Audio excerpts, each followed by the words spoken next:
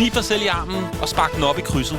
Det her er Drømmeklub med Victor Lander og Anders Morgenstjerne. Velkommen indenfor i Drømmeklubben. Velkommen indenfor her i Research, hvor vi har studie. Ja, det har vi jo. Det er jo vores nye hjem. Det ja, det er dejligt, det er så dejligt. Og du kan jo købe trøjer på research.dk, hvor du kan få rabat med Form 10. Men det skal ikke handle om det. Det skal handle om vores gæst i dag, som hedder Najib Khaja.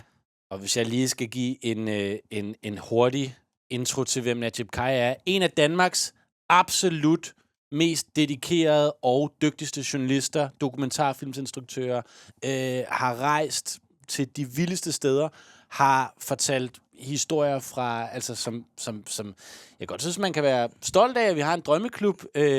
Klart, vores holdkammerat, der Altså, han er fandme udslagsgivende, og kæft, han har lavet nogle vilde ting, og har hænderne med, altså sådan nede i bolledejen af alt, hvad der sker rundt omkring i verden og Mellemøsten og sådan noget. Han er fandme vild. Vi lader ham præsentere sig selv også i afsnittet, så vi sørger for, at det bliver gjort ordentligt. Men udover alt det, vi lige sad og sagde her, så er han også bare en kæmpe fed fyr. Ja.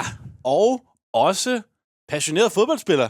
Ja, det er han sgu også. Og I skal fandme glæde jer til det afsnit. Inden I ligesom får æren af det, fornøjelsen af at høre det afsnit, så vil vi også bare gerne lige sige tusind tak til alle, der lytter med. Og nye lyttere, og gamle lyttere, og folk, der spiller med på YouTube, og folk, der skriver inde på Instagram. Vi elsker det, og vi er så fucking glade for alt opbakningen og støtten. Og der kommer meget mere Drømmeklubben. Ja, vi nævner ham, eller vi nævner sidste uge, da vi har med Alex Vargas. Ja. Der har vi en lille snak om en tv-serie, vi to er fan af, som hedder Ted Lasso, som Alex Vargas har været med i. Den fulde snak om Ted Lasso, den lægger vi også ud på YouTube, eller har lagt ud på YouTube. Så hvis man vil have mere Ted Lasso gossip, så hop ind og følg os på YouTube også. Jeg kan jo ikke stoppe med at spørge om det i hvert fald. Så det var fucking spændende. Men noget, der også er spændende, det er Najib Khajas fodboldkarriere, og den kommer her. Hvordan plejer du at introducere dig selv? Jamen, jeg plejer at sige, at jeg er dokumentarinstruktør. Det plejer jeg at sige først, fordi det er langsomt det, som det er ligesom den platform, jeg udkommer mest på. Mm. Men jeg er også journalist. Indimellem, så tager jeg også, laver et lille afbræk, og så skriver jeg artikler. Ja. Lavede blandt andet en artikelsag over på Ekstrabladet, som jeg sammen med 3 andre vandt en kavling for. Og det gjorde jeg på et tidspunkt, hvor jeg også lavede dokumentarfilm. Og så er jeg også begyndt at lave spillefilm. Så jeg har fået sådan meget, bredere placering i den kreative branche. Jeg skrev Vejen hjem, som handlede om syrienskrigere, og som byggede på mine egne erfaringer og oplevelser dernede. Var manusforfatter på den, sammen med en, der hedder Jesper Fink. Og jeg har instrueret min første spillefilm, som kommer i biografen oktober. Vi skal jo ikke spille os selv højere der. Vi er jo også lidt en fjollepodcast, hvor vi snakker og finder på en sjov historie. Og jeg vil bare lige sige, at jeg synes, det er vildt dejligt at være med her. Altså, fordi det er så alvorlige og tunge emner, jeg altid beskæftiger mig med. Og så er det også bare sjovt lige pludselig at sidde og tale om fodbold. Jeg har aldrig været på hverken på tv eller i en podcast og tale om fodbold. Så på den måde, der bliver det også men du får vel til at få en meget overraskelse med det her, tror jeg. Det er lige dig, det her. Men så lad os da bare tage hul på den snak. Ja. Najib, hvor meget fodbold har du spillet selv? Jeg har spillet rigtig meget fodbold. Ja. Jeg var en kæmpe fodboldnørd. Indtil jeg stoppede på gymnasiet. Ja. Jeg tror, jeg startede med at spille fodbold i 1. klasse. Ja. Og så spillede jeg i en lille klub, der hed Stationsbyens Boldklub. Stationsby, det lyder sådan noget fra... Matador. Ja. Hvor Røde samlede op på. Ja. De var vildt søde. Altså, det var vildt søde, engagerede, frivillige, der var der. Det må være frivillige. Men det var også bare meget af Hvidøre Stationsby. Altså, det var... Altså, der blev drukket en del. Både forældrene og trænerne. Og jeg kan huske, vi havde en træner på et tidspunkt, der det eneste, han kunne finde ud af at sige, det var, at råbe, det var aflever. Altså, det er det eneste, han sagde gennem hele kampen. Det var både til... Det var instrukset til dem ude på banen, men det var også om den bajer, som den anden stod med. Aflever! Ja, og så rykkede jeg videre. Altså, blev jeg lidt ambitiøs, fordi jeg blev lidt for god til den klub. Og jeg kan huske, vi spillede virkelig i nogle lave rækker. Jeg aner ikke, hvad det var, men det var ikke, det var ikke et højt niveau. Og jeg kan huske, der var flere kampe, hvor jeg spillede bagerste mand, hvor jeg driblede igennem det hele. Altså igennem hele banen, og så scorede jeg. Det gjorde jeg nogle gange. Stilet. Ja, men det blev sådan lidt, okay, der er et eller andet, altså jeg skal nok have lidt mere modstand, og så rykkede jeg ud til noget, der hedder videre IF, som var ude i villakvartererne, og det var lidt kulturschok for mig, fordi det var børn, der kom fra, sådan, det var lidt mere, middelklasse, ikke? Jo. Lidt mere velbjerget familier end ude i Avedøre Stationsby. Lidt mindre fulde på sidelinjen. Ja, meget mere seriøs, ikke? Og der spillede vi nogle højere rækker. Og der gik det også rigtig godt. Der vandt vi også Sjællandsmesterskabet for vores række, kan jeg huske. Jeg kan ikke huske, om det var række 2 eller række 1, hed det. What? Okay, det skal allerede skrive milepæle på nu. Og så skiftede jeg så derfra også. Ja, tak. Der skiftede jeg så til Hvidovre IF. Ja. Og der spillede vi anden division og første division junior. Ja. Vi startede i anden division, rykkede op i første division, så var den næstbedste række. Der er noget, der hed elite-rækken, så vi var 6 hold i den række. Og så spillede jeg der, indtil jeg blev yndlingespiller. Så da jeg blev anden yndling, det var midt i 2G, så droppede jeg fodbolden på et tidspunkt. Vendte tilbage igen, men jeg fik simpelthen, det var en blanding af skader, og jeg følte heller ikke rigtig, jeg kunne med træneren på det tidspunkt. Hvem var din træner på det tidspunkt, kan du huske? Jeg tror, hvis han lytter med. Jamen, jeg nåede ikke at have ham så lang tid. Jeg tror, han hed Michael. Jeg så aldrig hans navn på skrift, men de kaldte ham for Wiesenfeldt. Wiesenfeldt? Ja. Okay, Wiesenfeldt. Ja, vi kalder ham Michael Wissen. Michael Wissen. Og det passer mig jo, der yndlinge. Hvis det er sådan, når du går i 2G, så er det vel sådan noget, du er 17 år gammel, der-agtigt. Det tænker jeg. Blev du ved med at ligge ned bagved? Ja, det gjorde jeg. På et tidspunkt ville jeg gerne op og spille mere offensivt, ikke? Vi taler om position på banen. Ja, præcis. Fordi jeg spillede, i Hvidovre, der spillede jeg rigtig meget vensterbak. Ja. Og så blev jeg også brugt på højre side. Ja. Men jeg er højrebenet. Men det er simpelthen, fordi der ikke var gode nok spillere. Ja. Og så var det ligesom, okay, det kunne jeg godt klare, selvom jeg ikke kunne lave så mange indlæg derfra. Så jeg var vensterbak, og så spillede jeg også midterstopper. Ja. Og nogle gange højre bak også. Og så hvis du nu selv skulle vælge 100%. I dag der får du selv lov til. Der er ingen Michael Wissen, der er ingen fulde træner. Visøfeldt. Jeg kan ikke huske det. Der er totalt frit slag i bolledejen. Najib, hvad for en plads på banen synes du, vi skal spille? Ja, men faktisk ville jeg gerne være lidt tro mod mig selv dengang. Jeg elskede jo de der offensive midtbanespillere. Ja. Var helt vild med dem. Men jeg har faktisk valgt at læne mig op af den position, jeg have den position, som jeg selv spillede. Ja. Ikke helt, men næsten, fordi jeg var også over på højre side, højre bak også nogle gange. Okay. Jeg havde flere favoritter, som var bakspillere dengang. Ja. Du må meget gerne sætte nogle navne på. Ja. Maldini var et af mine kæmpe store idoler. Der er et billede af ham der. Og han spillede jo venstreback, Maldini. Jeg elskede Paolo Maldini. Den måde, han dominerede på, den måde, han afleverede op ad banen på, og hans bolderobringer, synes jeg var... Ja, og så hans temperament og hans fucking charme samtidig. Hele pakken. Han kunne det hele. Ja. Okay. Men det bliver ikke ham. I dag vil jeg gerne være Cafu. Okay. Ja. Cafu? Ja, fra Brasilien, fra det brasilianske landshold. Okay. Han vandt VM i 1994. Ja. Og Cafu, jeg blev fascineret af Cafu, da han spillede i São Paulo i Brasilien, som var min favoritklub, da jeg var 13 og 14 år gammel. Wow. Faktisk også, da jeg var 15-16. Men der kan jeg huske, at jeg sad og så VM for klubhold, finalerne. Ja. Hvor de i 1992, der bankede de... der tror jeg, de bankede Barcelona. Og så i 93, der vandt de over Milan. Ja. Så de havde sådan... og det var den gang, hvor de sydamerikanske klubhold godt kunne konkurrere med de europæiske. Ja. Og det kunne de først og fremmest, fordi at Europa ikke kunne tyvstjæle alle spillere. Klart. For de var helt små nærmest. Nej. Og de havde lidt mere købekraft dengang. Og også fordi, at man havde begrænsninger på antal udlandske spillere i Europa. Ja. Og det er jo noget... På det. Og det, der har gjort, at jeg ikke følger særlig meget med i fodbold længere. Ja. Er det så drømmeklubben i dag, Najib? Det er Sao Paulo. Er det Sao Paulo? Den har vi ikke hørt før. Det har vi fucking ikke hørt før. Men hvad Cafu, hvad spillede han? Var han vensterbak eller højrebak? Nej, han var højrebak. Han var højrebak. Vil du også være højrebak? Ja. Godt. I dag. Vi skriver HB herover. Ja.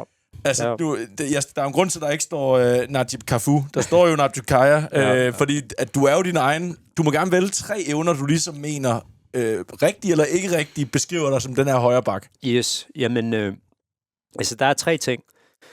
Altså, den ene, det er sådan nogle hurtige løb op ad banen på højre side. Og det gjorde Cafu også. Han var et forbillede derfor, fordi at jeg brugte... Altså, jeg blev god, jo hurtigere jeg kom op i fart. Yes. Og så... hvad skal jeg vælge? Erobringer. Ja. Bolderobringer, det var også noget, som jeg var god til. Det havde Cafu også styr på. Det kunne han også. Ja.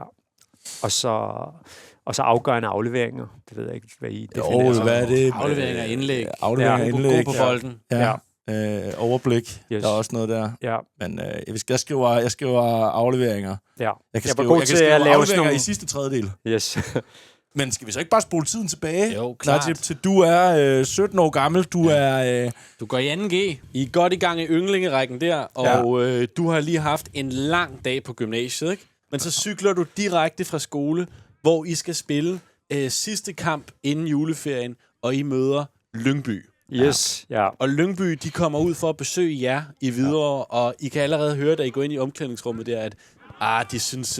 de er sådan, han lugter her ikke lidt herude i Hvidovre, og hvorfor kunne de ikke bare komme til os? Og sådan, de er helt klare favoritter. Det kan jeg godt. Jeg kan godt se hele det der scenarie for mig. Og der er også der er nogle andre gutter på det her hold, som spillede. Var der nogen fra gymnasiet, der spillede på samme hold? Nej, det var der ikke. Nej. Men af en eller anden grund, så snakken gået på gymnasiet alligevel om, at Najib Kaya, han skal spille den her kamp mod Lyngby. Så der er faktisk hele din klasse er mødt op. Ja. Som ligesom for at støtte dig til den her kamp her. Ej, hvor dejligt. Fantastisk. De har alle sammen lavet sådan nogle... de for at øve sig på at lave de der banner, der skal være på deres studentervogn, så har de lavet sådan nogle banner, hvor der dyt 2 gange for Najib Kaya, står der. Ja. Fantastisk. Ja. Kampen mod Lyngby, den starter. Ja. Og Najib, det er en lidt låst affære, men efter 20 minutter, så slår deres centrale midtbanespiller en super god aflevering ned mod deres venstre kant. Ja. Og du løber en mod ham. Det er i stedet at give hinanden skulderskub på vejen. Ja. Du kan kaste dig ned og lave en glidende tackling, og så nærmest starte et kontraangreb den anden vej. Ja. Så skal nu give vi dig terningerne i hånden. Ja. Så skal du slå over 30. Du kan også lidt maldinisk. Nu sagde du godt nok, du var Cafu, men lidt maldinisk. Også bare afvente, og så se, om du slår højere end ham med en af de her almindelige 6-sidede terninger. Ja. Ja. Så 30 for den glidende tackling, eller prøve at afvente ham og læse ham. Ja. Jamen, jeg tror, jeg går efter den glidende tackling. Det tror jeg. Ja, tak. Nu får du terningerne i hånden. Denne her, den viser 10'erne, så det her vil for eksempel være 47. Yes. Du skal slå over 30. Najib, du har 100 i form. Når du ikke har mere form tilbage, så er din karriere slut. Vil du bruge noget form her? Jeg tror, jeg venter med det. Ja, tak. Så den kommer der, den bliver slået op fra, ude fra Lyngbys det er Thomas Allan, som han hedder, der slår den op mod, men og han løber der. Du løber ned i ham, og du laver den glidende tackling. Ja. Du er velkommen til at slå. Ja, han har været pisse irriterende. Han har været irriterende. Han har spillet trådt mig på tæerne, mens vi havde haft nærkampe. Ja. Jeg vil sige, så jeg har virkelig lyst til at smadre den her tackling. Alene den aggression, du fortæller om nu, fortæller mig, at hvis du slår under 15, så får du en ostemad på den her. Okay. Du slår bare. Skal vi se? Jeg satte så virkelig hele butikken nu. Bagom der. Okay, min træner bliver rasende, hvis det går galt. Najib Kaya går ned. Du knuser ham, mand. Og han er helt væk, ham der, og han står sådan og råber, frispark, dommer. Og dommeren er sådan, nej, den var helt fuldstændig ren, denne her. Ja. Lige da han sådan rejser sig op, så skubber han dig sådan i baghovedet. Reagerer du på det? Eller Nej, jeg er rigtig god til at... Du lader ham bare... skal vi lige se, hvordan han reagerer på det? Ja. Det er lidt fjollet. Det var også dumt. Det var også for meget. Nej, men jeg venter på den næste hovedstødsduel, så får han lidt ekstra. Får han en reaktion der. Det resulterer i, at Isen spiller faktisk meget godt sammen på det her Hvidovre-hold, og da der er 5 minutter tilbage inden halvlejen, så får I faktisk du får en bold lige sådan på midten af banen. Du kan vælge at løbe opad mod hjørnefladet, og så kan du prøve at få en indlæg ind.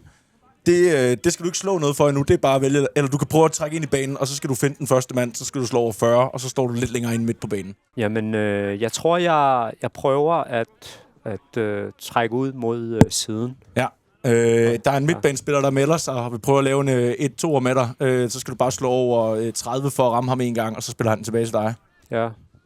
Men det tror jeg vil prøve. Det gør du. Så skal du bare tage de 2 sider der. Ja. Kommer der. Over 30. Over 30. Skal du bruge noget form? Den der. Nej, ikke en skid. 0-4.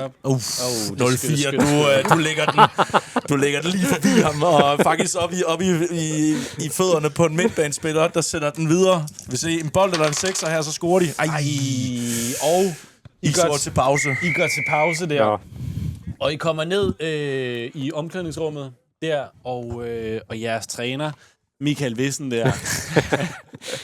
Han er ikke glad. Han kigger på jer, og så siger han, hvad fanden er der galt med jer, mand? Hvad er det for noget? I prøver på alt muligt 1 og 2. I gør fodbold meget sværere, det er. Har jeg ret? Og så kigger han over på dig. Nati, hvorfor skal du gøre det så svært? Bare slå en lang aflevering op på angriberen, mand. Ja. Men jeg tror, jeg holder min kæft, fordi jeg ved godt, at der er gnidninger imellem mig og ham. Okay, ja. Så han bliver nærmest sådan helt overrasket over, du ikke siger, hvad? Ja. Hvad? Og du siger... Jeg tænker, jeg skal nok vise ham det på banen, i stedet for at sige noget. Jeg vil sige, vi er angriber. Kan du huske, hvad han hedder? Vi havde flere af dem jo. Men en af dem, det var Ronny. Og Ronny han havde temperament, Ronny. Ja, men han var god. Ja. Han sådan, der kommer på sin scooter også. Ja. Ronny, han er sådan... jeg gider kraftedeme ikke spille på et hold, hvor der ikke er nogen, der siger træneren imod, mand. Ja. Er der ikke nogen, der fucking siger noget til det der dumme svin? Men han skændtes oftest både med træneren og med dommeren. Ja. Okay. Vil du sige noget lige på vej ud inden kampen? Vil du lige sige noget til Ronny? Jeg tror bare, jeg vil sige til Ronny, at han skal bare lige være ops på de der stikninger, som jeg nogle gange kommer med. Tak. Ja. Jeg siger, Ronny, han kigger ned på dig. Ja, han bliver fjollet. Han ved godt, at det skal jeg nemlig. Der er en grund til, at de kalder mig Ronny i din jo. Ja. I går ud til anden halvleg, og ret hurtigt, så har du taget et løb op på højre kanten, fordi jeres højre kant er langsom. Du vidste selv. Du får en stikning helt op ved hjørnefladet. Du kan vælge at lægge den ind første gang ind i panden på Ronny, så skal du slå over 50 for at ramme Ronny. Ja. Så slår jeg med en terning her. Eller du kan også lave skudfinten, hvor du tager første mand, og du lige tager rundt om ham. Så er det over 40, og så får du en chance mere bagefter. Jeg laver skud. Nej, ved du hvad? Jeg prøver at ramme Ronny. Ja, prøver at ramme over Ronny. 50. Over 50. Kommer til baglinjen. Det er et klassisk godt angreb. Jeg vil sige, det er en ret vildt, du rammer den der første gang. Du skal slå over 50. Skal du bruge noget form? 15 form. Okay. Så 85 tilbage. Du skal slå over 35. 35, så rammer vi Ronny derinde. Bolden er ved at gå ud over baglinjen. Nej, det er han får sparket den ind over. Nej! Du slår noget lidt. Hvad skete der lige for den? Du kommer helt ud til hjørnefladet, og lige når du skal sparke til den, så er du faktisk så langt ude, du kommer til sådan at ramme hjørnefladet, og sådan bare knækker det i 2.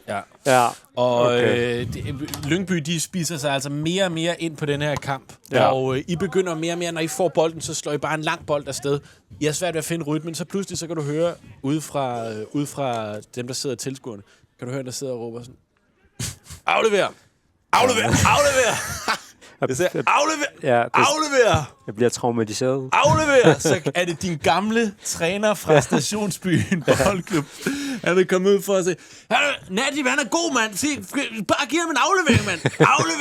Aflever! Og de nuværende træner, han står, hold så din kæft. Få dem nu til at... Okay, du får en aflevering fra en af jeres midtbanespillere. Vil du enten nu her lave en lang stikning op mod Ronny. Skal du slå over 40 for at spille ham fri. Du kan også gå i gang med at spille sådan 1-2 op ad kanten, ligesom din træner råber afleverer. Så er det bare over 15 3 gange, og så har du faktisk spillet dig til en stor chance. Altså 3 gange skal jeg ramme. 3 gange skal du slå over 5. Fordi I spiller 1-2 op igennem. Ja. Ja, okay. Det er meget... okay, man skal jo træffe nogle beslutninger hurtigt, ikke? Ja, det er fodbold. Jamen, jeg går med 1-2. 1-2. Så første gang i 15. Du lægger den ind til Mads, din centerback. Han lægger den tilbage til dig. Ja, det ser nemt. godt ud. 86. Aflever. Du får den tilbage. Nu er det Lukas på helt over på den modsatte kant, du skal lægge den over til. Skal vi se? Ja, 49. Lukas, han trækker den ind. Han lægger den ind over videre til dig. Du skal bare have den en gang, så lægger du den til dine angriber. Skal vi se? Ja, 81. Så skal der bare være en bold her blandt. Så spiller du den til Ronny. Er der en bold på en af de her, så er der... Nej! Det er hele gymnasieklassen, der tager sig til hovedet der. Ja, virkelig. Og du... efter 89 minutter, der får Hvidovre Boldklub, de får hjørnespark. Yes. Ja. Vil du enten blive hjemme og sørge for, at de ikke får en kontra, eller vil du gå ind og... Jeg satser hele butikken. Du skal op foran. Vi skal vinde den kamp. Vi skal slå de der... Bare så du ved det, Nadim Kaj. Lige nu, der har du fået en minus i personlig succes, fordi at du lavede den der dårlige stikning. Hvis du kan rette op på et mål her, der står jo en talentspejder derude, og jeg siger ikke, hvor han er fra, men der står Fyn og Fin på hans t-shirt. Okay, ja. Bare så du ved det. Bare så du ved det. Bolden bliver slået ude fra ham Mads fra før. Han slår en perfekt blød bue. Den går lige over deres målmand. Du ligger over for ham angriberen fra før. Ja. Vil du lige give ham et chat på hoften inden 4, 5, 6 eller bold, så bliver det her en kæmpe chance? Eller vil du bare se, om du slår ham direkte i hovedstødsduellen, så skal du slå over 55? Jeg tror... 4, 5, 6 eller bold. 4, 5, 6 eller bold. Ja, altså det er 4... Det er en 2/3 chance for, at den er større, hvis du lige giver ham et lille puff. 2 eller 3, så får de frispark imod sig. Yes. Ja. Den tager du? Den tager jeg. Se. Der bliver frispark der bliver fandme lige peget på... Ej, ikke det der pis der. Ja, det får vist en ostemad. Ej, det er rigtig grimt, det der. Og jeg vil faktisk sige, de tager frisparket hurtigt. Du er alle dine medholdkammerater, de er for trætte, de gider ikke løbe den. Ja. Vil du løbe den op, så koster det 5 form. Ja, det gør jeg. Det gør du. Ja. Du løber den op. Du er den eneste, der løber tilbage. Alle er sådan, okay, godt lavet, Nadia. Ja. Han laver en skudfinte. Hvis du ikke skal blive taget den her skudfinte, så skal du slå over 30 med de her terninger. Ja, men det gør jeg. Det gør du. Det bliver over 30. Det gør du. Du får den der. Ja, men jeg har gjort det mange gange, det her. Ja, det er rigtigt. Lyngby, de kommer, de regner med, at de skal gøre... Du følger med. Han prøver at lægge den ind til han har lagt den over til sit højre ben. Du har set det. Nu prøver han at lægge den der lange over i hjørnet. Du kan blokere den. Det er bare over 25, så er den blokeret ud af banen. Ja. Men du kan også prøve at se, om du bare lige hurtigt kan vippe den forbi ham og starte en kontra i det sidste angreb. Så er det over 45. Jeg prøver at starte en kontra. Du prøver at starte en kontra over 45. Yes. Skal du bruge noget form? Ja, jeg tager 15. Du tager 15 igen. Sådan der. Okay, 65. Så er det over hvor meget? Hvad skal jeg have? Over, så er det over 30. Over 30. Ja. Jeg får over 30. Gør du, selvfølgelig gør du det. Ja, så jeg får 53. Og det har jo faktisk været sådan, hele deres hold har jo løbet med op, så da du starter den her kontra, så er det bare dig og Ronny, der er alene mod... Det er kun Ronny og mig nu. Og I løber ligesom side om side, og I afleverer den lidt frem og tilbage, og bliver ved med ikke at løbe i offside og sådan noget der. Til sidst så står du ligesom ene mod målmanden. Ja. Du kan være selvisk. Der er rimelig åbent. Ja. Det er bare over 35, så lægger du den om bag ved ham med en inderside. Ja. Men du skal kun slå over 10 for at lægge den af, så Ronny. Ja. Hvad gør du? Jeg har altid været en meget en holdspiller. Ej, hvor er det stilet. Alene igennem. Ronny, han løber ved siden af dig. Spil mig! Ronny, han er nærmest, han løber over til sin knaller. Han vidste ikke, at han skulle spille. Kom så, Ronny. Over 10. Ja, 61. Ronny, han skal bare ikke slå en etter med den her. Det gør han heller ikke. Der er fucking mål. 1-0. Yes. 1-0. Bravo. 1-0 til Hvidovre. De slår Lyngby, og kampen bliver fløjtet af kort tid efter. Ja. Og du kigger ud, og der står ligesom dine klassekammerater der. Ja. De har stillet sådan de har stillet en hold af hvert bogstav for dit navn, og så har de skrevet det på sådan, de står i forkert rækkefølge, så der står Nagby. Du kunne jeg godt forestille mig. Det skete. Der står kebab hej. Ja. Jeg har oplevet det. Ja, det har jeg prøvet det før.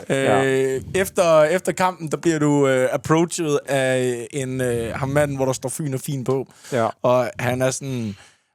Han kan ikke lade være med sådan at grine lidt, når han selv... Ja, du har nok gættet, hvor jeg er fra. Jeg er chef talentspejder nede i Svendborg. Ja. Okay. Det havde du gættet, ikke også? Nej. Jeg havde håbet på, at jeg kunne høre dialekten, og havde håbet på, at det var OB, men okay. Ja, det er der mange, der tror, men de ved godt, det er noget andet. Det er ikke for OB.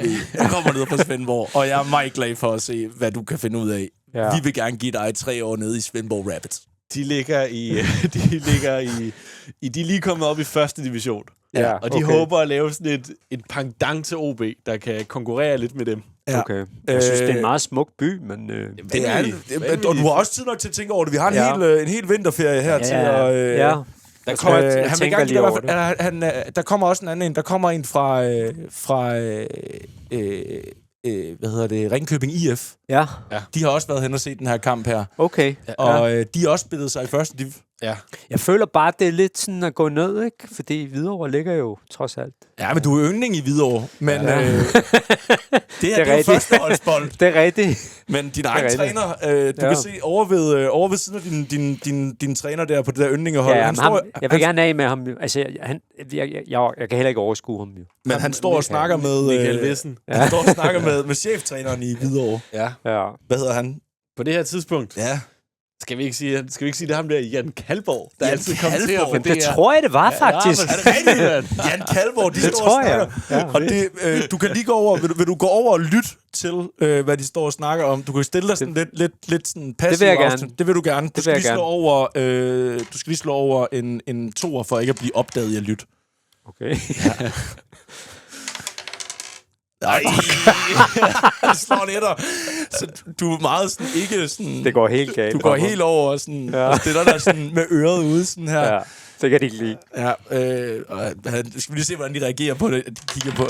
Ja, de synes, det er lidt fjollet. De er bare sådan, du må sgu gerne høre med. Nå, okay, fedt. Sandheden er, hvis du ved, så er jeg jo cheftræner i Hvidovres første hold, og... jeg behøver jo ikke lægge fingre imellem. Du er jo hos os lige nu. Vi vil gerne give dig en chance på førsteholdet her i Hvidovre. Ja. Men du skal spille dig ind. Ja.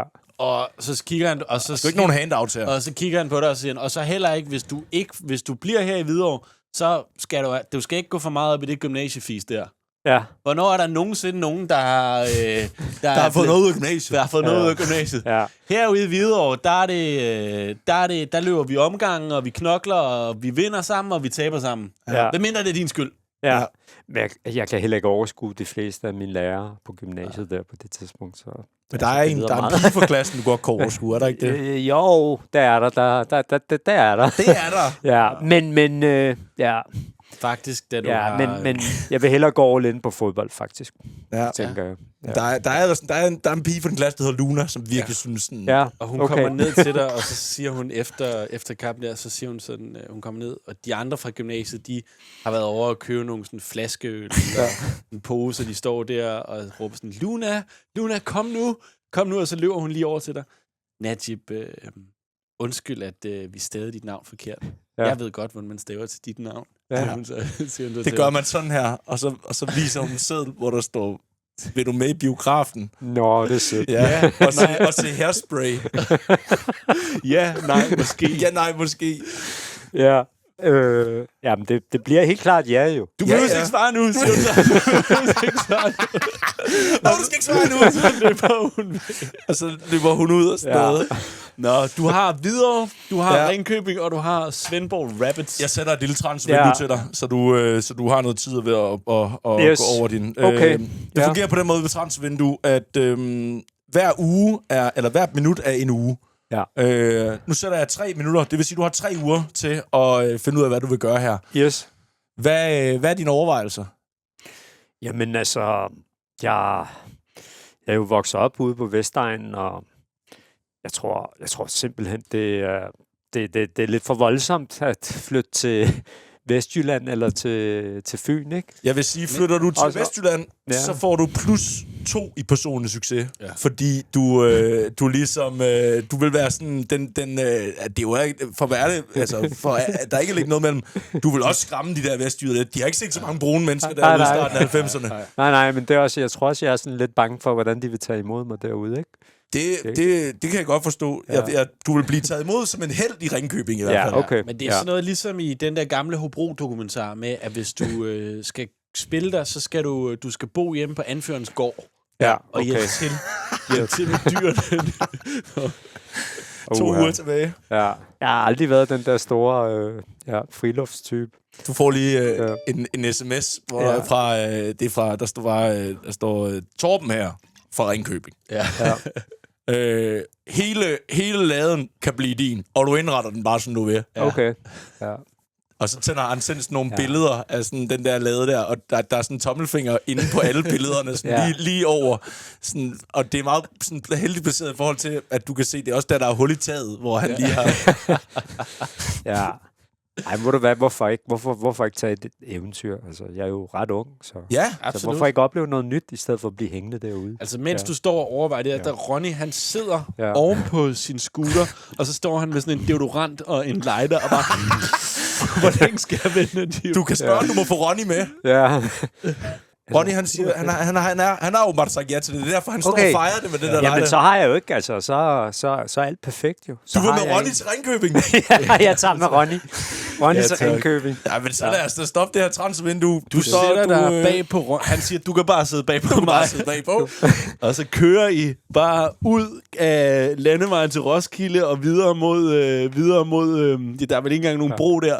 Men det krydser hele Danmark på Ronnys scooter. Ja. Og man ser bare sådan et droneskud af, mens man bare hører, get out on the highway.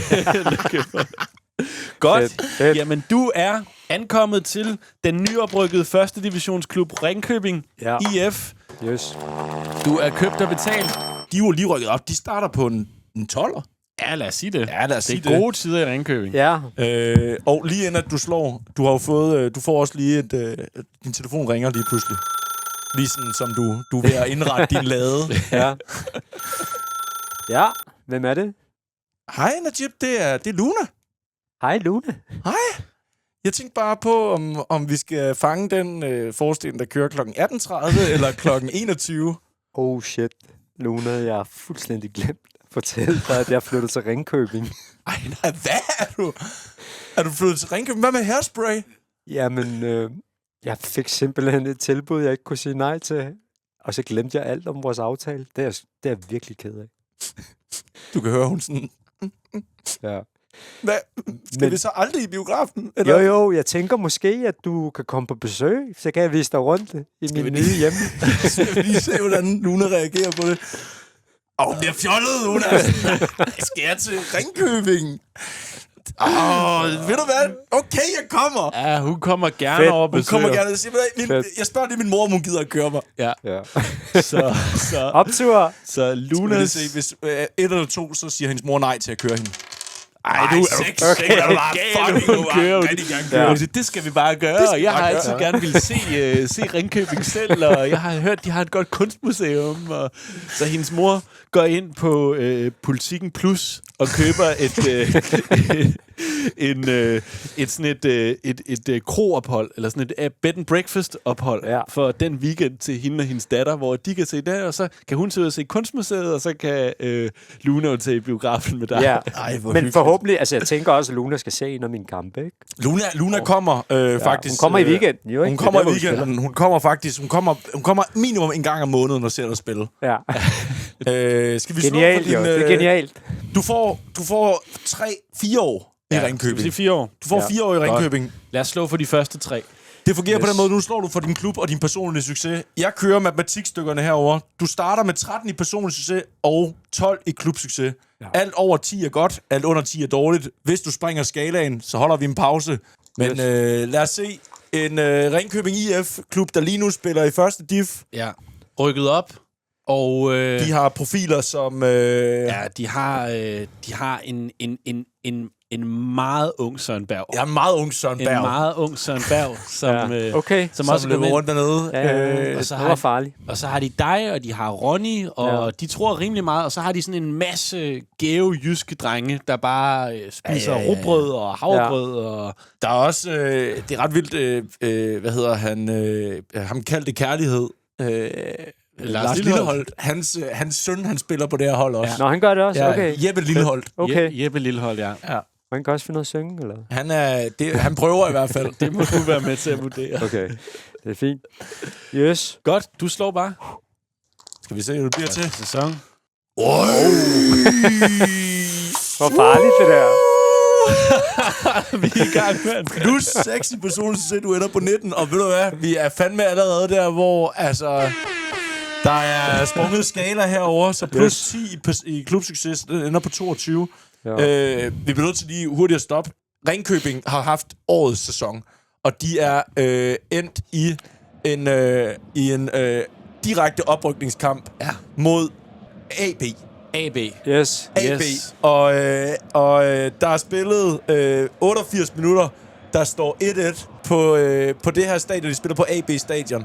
Der bliver jeres højre wing, han bliver lige pludselig hævet ned i kraven, og der bliver peget på, at der skal sparkes frispark. Ja. Vil du enten nu, du er en ung spiller, du vil skulle skubbe Søren Berg væk fra det her frispark. Vil du enten tage frisparket, vil du stille dig ind og prøve at være på hovedet, eller vil du stå lidt længere tilbage og være med på at redde den, hvis det går galt? Ja. Jeg vil sige, hvis du selv sparker, så skal vi lige se, hvordan Søren Berg reagerer på, at du tager den fra ham. Okay. Og ellers, hvis du ikke vælger at sparke, så der tager vi den derfra. Men Søren Berg, han synes også, du er lidt sej. Ja, jeg kan godt lide du dig. kan nok det. Jeg har faktisk et okay yderssidespark ude fra højre side. Ja, fordi like it. jeg skulle til at sige, du er jo højre side, det højre benet, det er virkelig svært at sparke den. Hvis du har venstre benet, var det noget andet. Ja, men sådan Roberto Carlos, Jorginho. Okay. Vil du så... Måske. Er vi på, at sparke den her ind med ydersiden? For det, jeg vil sige, det er over 65. Ja. Jamen, jeg gjorde det engang. Skolefodbold. Så er det gymnasium. Så er det kun over 60. Jeg tror, det var cirka fra 35 meter, tror jeg. Nu skal du lige fortælle mig, målet er her. Ja. Mit eneste frisparksmål. Det her er boksen. Du står her. Hvordan er det, du siger, at du vil placere den der ind? Altså, jeg vil... Altså, det her, det er målet, ikke? Ja, målet er... Ja. Det her, det er målet. Ja, jeg sparker den sådan her med ydersiden, så den kommer der. Og med højre yderside. Ja. Okay, 65 på starten, det er en 75, så det er skidesvært, det der. Men jeg vil sige, gør du det, ikke? Så får du plus 3 personer, plus at du er ene mand, den der står for Ringkøbing. Jeg vil gerne gå ned på 70. Ja, du har gjort det i gymnasiet. Du går ned på 70. Ja. Jeg tager den lige fra ham. Jeg tager den lige fra ham. Skal vi lige se, hvordan Søren Berg siger til det der. Han der fjollet. Der er din frispark. Den kan man det kan du altså bare. Det kan du bare. Det der, så sparker der op i den Superliga. Så er der spark det op. Najib, over 70. Vil du bruge noget form? Ja, jeg bruger noget 15 igen. Du bruger 15 i? Okay, så er du nede på 50? Ja, 55. Yes. 15 for 65? Det er 50. Var vi ikke på... i alt, undskyld, men 55 for at sparke. Nu skal du slå over 55 for at sparke den. Okay. Ja, lige præcis. Tak. Yes. Yes. Det er en direkte oprykningskamp. Ringkøbing, de skal have 3 point i dag mod AB på udebane. Bolden, den ligger ret langt inde. Normalt vil man sparke med et venstreben.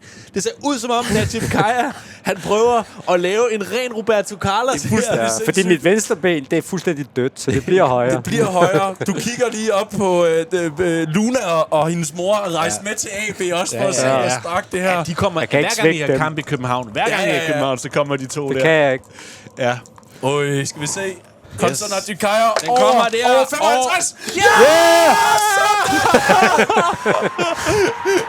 2-1 til Ringkøbing. Det er smukt, det der. Du får plus, hvad sagde jeg? Plus 2 i det, så du ender på 18. I rykker op. Det, som ingen ved på det her tidspunkt, det er, at I kommer ned i omklædningsrummet. Det er fuldstændig euforisk stemning. Og så stiller Lars Lilleholds søn Jeppe sig op og siger, min far spiller inde på plænen i Tivoli i aften. Alle er inviteret. Ej, hvor fedt. Så kommer Luna. Måske også hendes mor. Hendes mor får også lov til at komme med. De to der, Problemet er, at Lunas mor, hun skal synge i kirken samme aften. Okay, men fint nok, altså. Vælger du Lunas? Hvem vælger du? Lars Lillehold eller Lunas mor? Luna, hun er jo sådan, du skal bare gøre, hvad du har lyst til. Altså, selvfølgelig vil min mor blive glad, hvis du kom. Men hendes mor, hun har lavet hun er med i sådan et gospelkor, kun med hvide kvinder. Jamen, det gør det ikke svært for mig så at vælge. Nej, men det, altså, jeg skal ind og fejre sejren med vennerne. Ja, det forstår jeg godt. Skal vi lige se, hvordan Lunas mor reagerer på, du hun bliver ked af det. Jeg havde sgu håbet, Najib, at du ville kunne stå og synge, fordi jeg har... lad os bare sige, det ser meget lyst ud. Oh, happy day. Oh, happy day. Det må blive en anden gang. Det gør vi en anden gang. Det må blive en anden gang. Men du tager med på planen ud med Jeppe og Søren Berg og hele holdet der for Ringkøbing. Og Ronny også. Og Ronny er selvfølgelig med. Ronny, han er bare sådan... lige så snart de kommer ind i Tivoli, så er han bare... Sidste mand op i det gyldne tårn, han taber, og så løber han bare fra. Der er kæmpe fest ude på plænen. Ja. Luna, hun spørger dig på et tidspunkt, om ikke I to I bare skal tage en tur op i ballongyngerne sammen.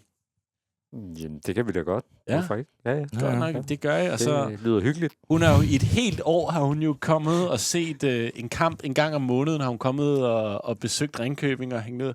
Og så da I er allerhøjest op i ballongyngerne der, så lige pludselig, så tager hun din hånd, og så giver hun dig bare et kys. Ja. Giver hun dig bare et kys. Dybt følt. Ja. Men det er også hendes første kys. Ja, okay. I er jo 18 år gamle.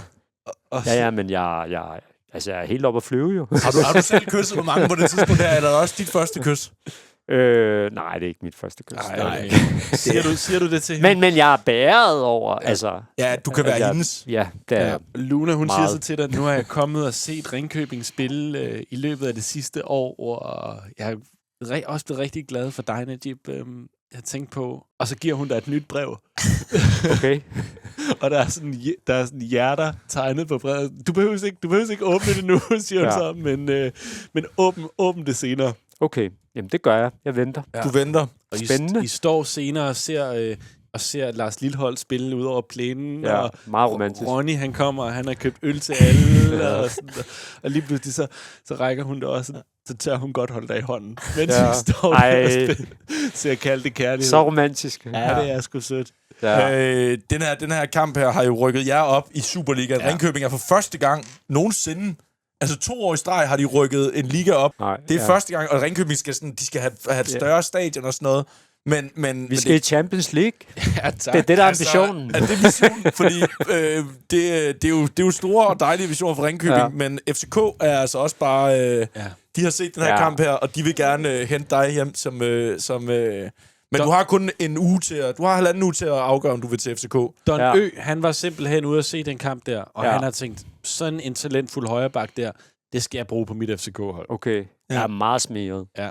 Altså, altid haft en ting for Don Ø. Altså, synes virkelig, er fed. Det er klart også. Luna, Luna har faktisk snakket i noget tid om, hun gerne vil flytte til Ringkøbing. over, det er det, der står i det brev der. Ja. Skal jeg flytte til Ringkøbing? Ja, nej, måske. Men jeg har da også sådan lidt... Jeg kan rigtig godt lide at være outsider. Jeg har altid kun lide. Ja. Jeg kan altid godt lide at tage den svære vej. Jeg synes, det er fedt at blive Ringkøbing. Altså, jeg har det sådan lidt... Okay, Ringkøbing. De kom helt ud til Vestegnen. Ja. Og hentede mig og tog sig rigtig godt af mig, og jeg fik min egen lade. Og du får 2 sms'er fra Don Ø. Og masser af kærlighed.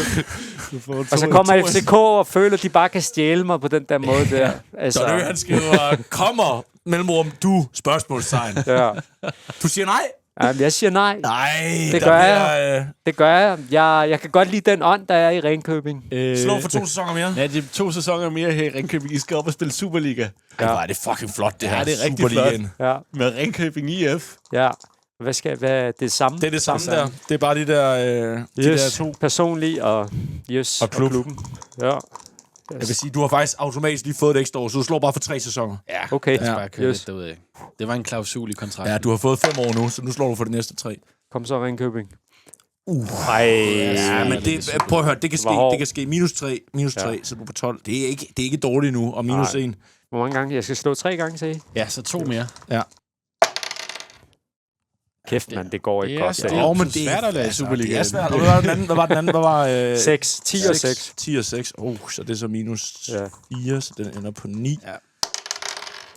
Ja! Sådan der. Okay. Du får... men så minus 9. Ja. Okay. Ja. Nu siger jeg de her tal der til dig, Anders, så du kan lige høre dem. Hans 3 sæsoner hedder henholdsvis, med personligt først, 12-15. Ja. Det er altså hans første år i Superligaen, der hedder den 12-15. Ja. Så hedder den 11-9, og så hedder den 18-1. Najib, I kommer op i Superligaen, Ja. og I kæmper benhårdt for at overleve, og det lykkes. Så første sæson, der lykkes I med at blive i rækken. Og faktisk ret godt at holde op. Ja, I ender på en 8. plads. Ja, I har lidt luft til nedrykningsstregen. Andet år, der klarer I lige præcis ikke at rykke ned. Ja. Men du er altså fastmand på det her hold, og folk er sådan, med Najib Khaja, der ved man, hvad man får. Ja. Han knokler op og ned, og han er en stabil god bak. 3. sæson, der får I alt sådan noget 8 point. Ja. Brager ud af Superligaen. Fuck.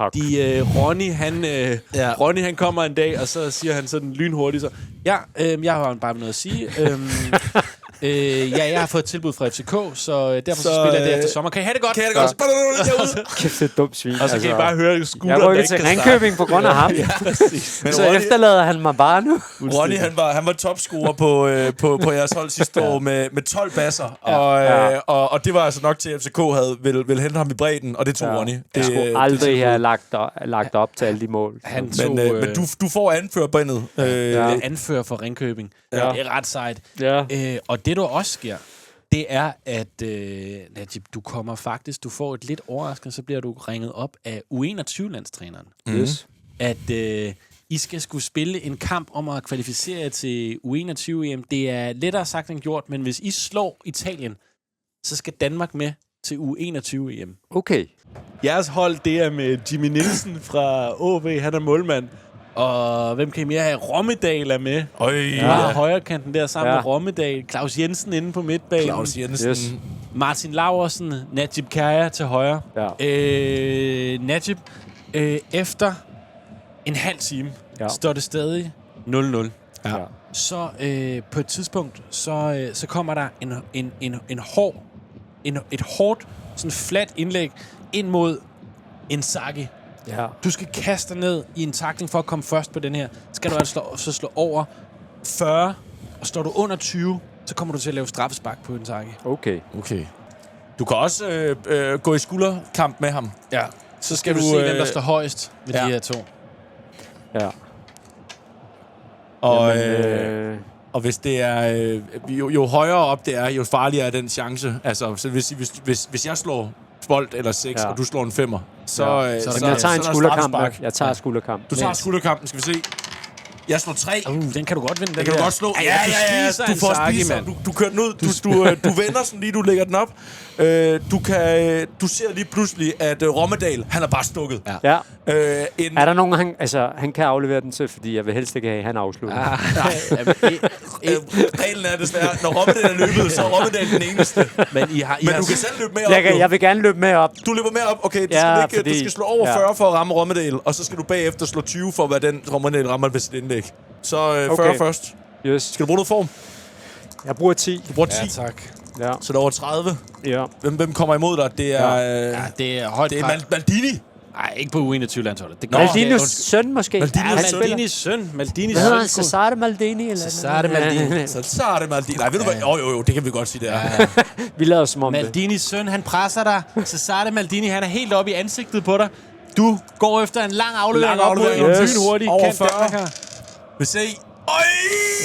Over 30. Jeg skulle slå over 30. Ja, det er rigtigt. Den slikker som en skal. Du har ramt Rommedal. Nu skal du bare slå over 20 for, at Rommedal han rammer dig. Okay. Fordi det er en dårlig indlæg, han laver. Men du kan godt sådan, hvor enten ryger frem. Den er lidt bagved dig. Over 20 for at samle den op. Yes. Jamen, jeg kører den lige på. Du kører den lige på. Du rammer den bare nu, Najib. Nej! En under! Ja, du kommer i direkte duel. Du kan genvinde den her ved lige at slå højere end mig. Det er duel med Gattuso inde på midten. Ja. 3. Han Gattuso, han tager den. Ja. Sådan det. Gattuso, han er hurtigere, og han lægger en virkelig hård aflevering. Den ryger op til en pivung, en Crespo. Som tager den ned med brystet, og skal vi se. Nej, han rammer fandme heller ikke. 0-0. De italienske fans, de er sure på U21-landsholdet. I går ned mod jeres omklædningsrum, og på vejen, der hører du Eden Crespo og Maldinis søn gå og snakke om sådan, that right wing they have right back. He's not so quick. Where is he even? I read he played in something called Ringkøbing. Ringkøbing, but he's not so good. It's not so. It's a peasant town. It's a peasant town. It's a peasant town. Vil du sige noget til dem der? Det er kun første halvleg, ikke? Der overstået. Jeg siger wait and see, my friends. Wait and see. Skal vi se, hvordan de reagerer. Impress us. Og faktisk så giver de dig en lille smule mere plads i starten af anden halvleg, fordi de vil faktisk godt se, hvad er det du kan der. Og du tager på et tidspunkt i start, der er spillet en time, du tager et træk op af højre kanten der, du er inde på deres halvdel. Du kan lave et ren Roberto Carlos. Et drøn, et vristspark, hvor du bare banker den ind bag deres keeper. De har Buffon på mål derinde. Ja. Skal du slå over 75. Wow. Du kan også lade som om du skal til at skyde, men så i stedet for maskeret aflevering til Rommedahl i dybden, og så ser vi, om han scorer. Siger jeg altså lige en ting. Hvis jeg ikke kan have Maldini med, så kan du også heller ikke have Buffon på U21-landsholdet 2001. Det kan du fandme heller ikke. Buffons søn. Det er fint. Buffolini. Hvor meget koster det andet? Den koster 40 at spille ham fri. Ja. Der er også, I har også Daniel Agger med, som er pivung. Ja. Og Daniel Agger, han er sådan, læg den tilbage til mig. Så skyder jeg. Ja. Jeg prøver at spille Rommedahl fri. Ja, over 40. Yes. Du har 40 tilbage i form. Yes. Tak, det giver dem noget plads. Kom så. Ja, 38. Nej, næsten. Skal vi lige se Rommedahl. Hvis han får en bold, så hvor den op. Den ryger ud til hjørnespark, eller ud til målspark. Ja. Efter 80 minutter, der har de et frispark tæt på jeres mål. Vil du enten stå ind i muren, eller vil du gå ind og markere Inzaghi? Jeg markerer Inzaghi. Du markerer Inzaghi. Den bliver slået. Det er sådan, Jimmy Nielsen den kommer ud og redder den, så bagefter så er der en duel med Inzaghi igen. Jeg vil sige, over 30, så lykkes der at skubbe ham væk. Men lykkes det her ikke, så kommer du til at begå straffespark. Jeg går efter at stoppe ham med det, jeg har. Ja. Kom så. Over 30. Okay. 95. Du æder ham. Du spiser ham der. Du spiser ham som en fransk pandekage. Fuldstændig. Han er rullet sammen. Ja. Du får selv bolden, opsnapper den fuldstændig. Du tager lige og laver en hurtig nælle imellem Crespos ben. Og så står du ellers til at enten kunne selv bare tage turen lige så stille, løbe op igennem rækkerne, eller du kan lægge den af til Daniel Agger, som der også vil med op. Jeg løber selv op med den. Du løber selv op med den. Ja. Den første, du møder, det er jo så Pirlos søn. Ja. Pirlo Junior. Pirlito, han laver en glidende takning. Du kan lægge den af til Daniel Agger, så er det over 10 for bare... Eller du kan også lupe den over Pirlito, så er det over 30. Ja. Jeg lægger den over til Agger. Du lægger den over til Agger, så er det bare din over 10'er. Ja. Han er også for videre over. Ja, det er nemt. Kom så. Nej. Jo. Eller hvad? 19. Nå, 19. Du lægger den af. Ja, okay. Agger, han spiller den til gengæld ikke tilbage til dig. Han vil have noget glory nu. Og Agger, han sparker fra midten. Så bare lige se en 6, så eller hvad hedder det, bold, så den igen. Nej, det er den ikke. Det hele. Det ender 0-0. Nå. Og Danmark skal ikke med til U21. Men jeg synes, du får en meget flot debut her. Ja, det er sgu... Jeg er også forsvarsspiller, det er de andre, der skal score. Og I holder nullet. Ja. Du vender tilbage til et Ringkøbing efter sommerferien. Du har 2 år tilbage af din kontrakt. Ja. Du bliver kaldt ind af cheftræneren, som siger... Najib, det er ikke nogen hemmelighed, at vi er umådeligt glade for dig her i klubben. og vi er glade for alt det, du har gjort, og vi kunne ikke bede om mere fra dig, og det mener jeg i den reneste forstand, fordi vi skal have nogle penge for dig. Okay. Og, det er så, og jeg er ked af, at det er sådan, og du skal flytte ud af lagen, fordi vi skal også have nogle nye spillere, og jeg har købt 22 spillere fra Polen. Ja. Og de skal have noget løn, og lige nu der er du den højeste betalte spiller, og som sagt, vi er meget glade for at have dig i klubben, men enten så går du ned i løn, eller også så lader du os sælge dig. Fik ikke så meget ud af den loyalitet, du? Nej, men han prøver virkelig at sige det på den sødeste måde, han overhovedet kan, men Han er desperat. han er desperat. Han er desperat, ja. Jamen, hvad skal jeg sige? Altså, jeg er meget skuffet over, at... Det er sjovt, du er sur de på sender mig Ringkøbing. væk. Ringkøbing ikke vil have, at jeg skal tage, jeg skal hjælpe dem op igen.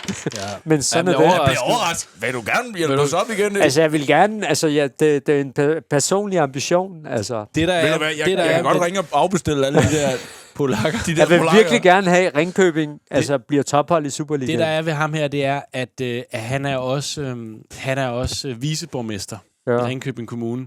Og han siger til dig, at hvis du vælger at stille op til byrådet i Ringkøbing, så kan han nok godt få sådan noget Rotary-forening til at skrabe nogle ekstra penge sammen og komme ind og møde de rigtige. Okay. Så hvis du vil stille op til byrådet, så... Nej, jeg smutter. Okay. Politik er no-go for mig. Ja. Okay.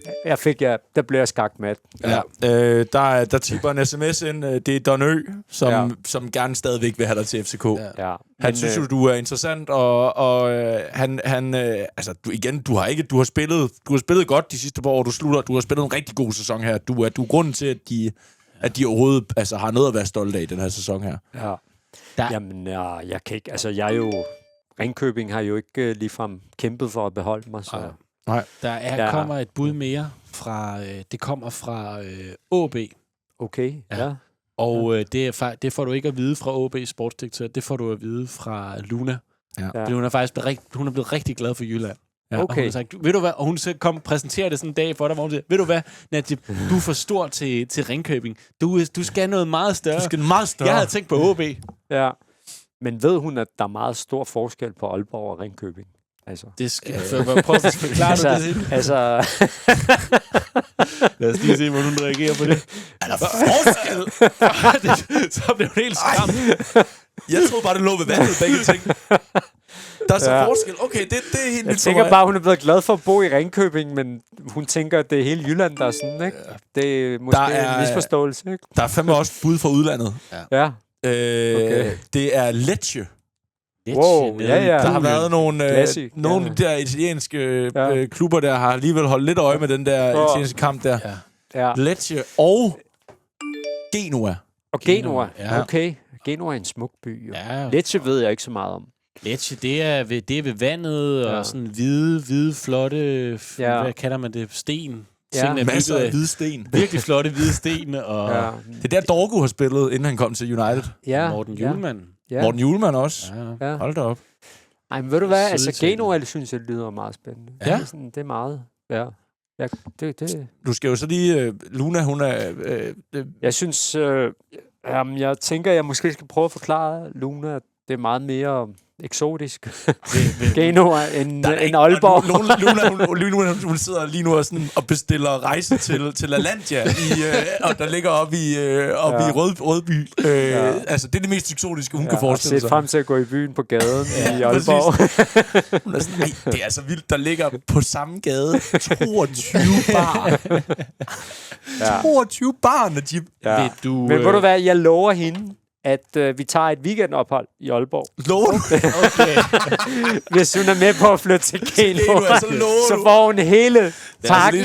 Jomfru Anegade og det hele. Altså. Hun bliver ked af det, fordi hun ved godt, hun er nødt til at sige ja. Men må min mor komme med? Ja, ved du hvad, altså jeg har også lidt sydlandske aner, ikke? Altså jeg er vant til det der med, at man bliver boende hos moren, ikke? Så altså jeg skulle nærmest kæmpe for at flytte væk fra min mor, ikke? Modsat mange andre unge. Du skal også lidt kæmpe for at flytte væk fra Lunas mor, fordi Lunas mor, altså er der en, der kan lide dig, så er det Luna. Er der en, der rigtig godt kan lide dig, så er det Anita. Ja. Hun må gerne tage med, hvis det er det, der skal til for at få Luna med. Det er det, der skal til. Det er det. Jamen så Jamen, du skal bare lige slå Så sørger vi over bare en for at etter. få en lidt større bolig, ikke? Den Ja, er- Over en etter her, så består du lægetjekket. Ja, det er rigtigt. Først skal vi bestå lægetjekket. Okay. Ja, Yes. ved du hvad? Du er købt og betalt Genua. Og Najib, I flytter ind i et dejligt hus i forstederne til Genua, og lad os lige se for, hvis du slår over 40 på denne her, Ja. så er der et lille annex til, hvor at, Okay, fedt. Lunas mor kan bo. Ja, Ellers så hvad skal hun fanden- bo inde i huset. Okay, shit. Ja, okay. Vil du bruge noget form på den? Nej, det vil jeg ikke. Jeg vil sige, Jeg tror, jeg vil spare på formen til Hvis du lykkes med det, så starter du med en personlig succes på 14. Hvis ikke Det du er fint lykkes nok. med det, så skal du lige vente til det, så starter du med 11 i personlig succes. Okay. Jamen, nej, men jeg kører lige på. Du kører lige på. Hvor meget du skal slå over? over 40. Over 40. Så har I et annex. Kom så. Ja, Yes! 42. Jeg har et skønt lille annex. skønt annex, I har. Hvor Lunas mor Anita, hun begynder at male og sådan noget der. Ja, ja. Virkelig. Genua, de er lige rykket op i Serie A, men alle er sådan, de rykker ned næste sæson. Ja. Alle ved, at Genua har en sæson i Serie A, og så har de en sæson i Serie B, og så har de en sæson i Serie A, og så har de en sæson i Serie B. De giver dig en 4-årig kontrakt. Lad os slå for, hvordan de første 3 år, de går Najib. Yes. Så 3 gange skal jeg slå. Ja. Yes. Du er 22 år gammel. Ja. Du er også ude at spille CA nu, og den helt store stjerne på Genua, det er, hvad hedder han, Chiesas far. Okay. Ja. Henrik Chiesa. Henrik Chiesa. Okay, det gik ikke så godt. Det er okay. Minus 2, så du slutter på 12. Og hvad fik den anden? Det var så 9. minus Så anden sæson. anden sæson. Yes. Ja, det er meget pænere. Det var meget Plus godt. 6 flot, og det plus der, ja. 2. Det er så 17. Yes. Ja, Ja, det er rigtig godt, det der. Det er okay. Det er rigtig godt. Okay, og hvad var den anden? Det var 15. Plus 5. Okay. Så de ender på 16. Okay, sæsonerne hedder 12-7. Personen synes først. 12-7. Så hedder den 17-11. Og så hedder den 13-16. Ja. Du kommer til Genua, og de er sådan lidt, jamen, de kører der, og de har sagt alt muligt med, Artemista, you'll be the biggest star here when you come. Og så da de kommer, så er du bare en af 8, der skal ind og bevise deres værd, ikke? Ja. Men du gør det rigtig godt. Knokler og Luna og hendes mor, de laver også en god morgenmad til dig hver dag, så du altid har masser af energi at køre på. Ja. Holdet rykker desværre ned. Nå. Men du spiller 38 kampe, laver 3 kasser, laver 8 assist. Folk lægger lidt mærke til dig. Ja. Klubben afviser et bud i sommerpausen fra Udinese. Du tager ned og spiller Serie B sammen med Genua. I rykker op igen. Ja. Og nu er du altså, de giver dig kaptajnbindet Okay. efter anden sæson. Yes. Ja. De er virkelig glade for dig. De er sådan, også fordi... Der er et mønster i det. Det skete også i Ringkøbing. Ja, du skal lige have det sommerspil, der er varm og sådan noget der.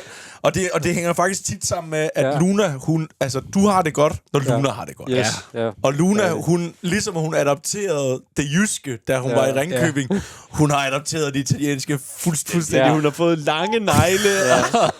Klipper rundt i sådan en lang kjole med blomster på, og snakker sådan dårligt italiensk med de lokale gamle mænd. Fuldstændig. Ja. Tredje sæson. Holdet klarer sig pludselig vildt godt. Du er kaptajn, og det går faktisk så godt, at I kommer i Coppa Italia-finalen. Okay. Det er der ikke mange, der havde regnet med. I er blevet nummer 10 i ligaen.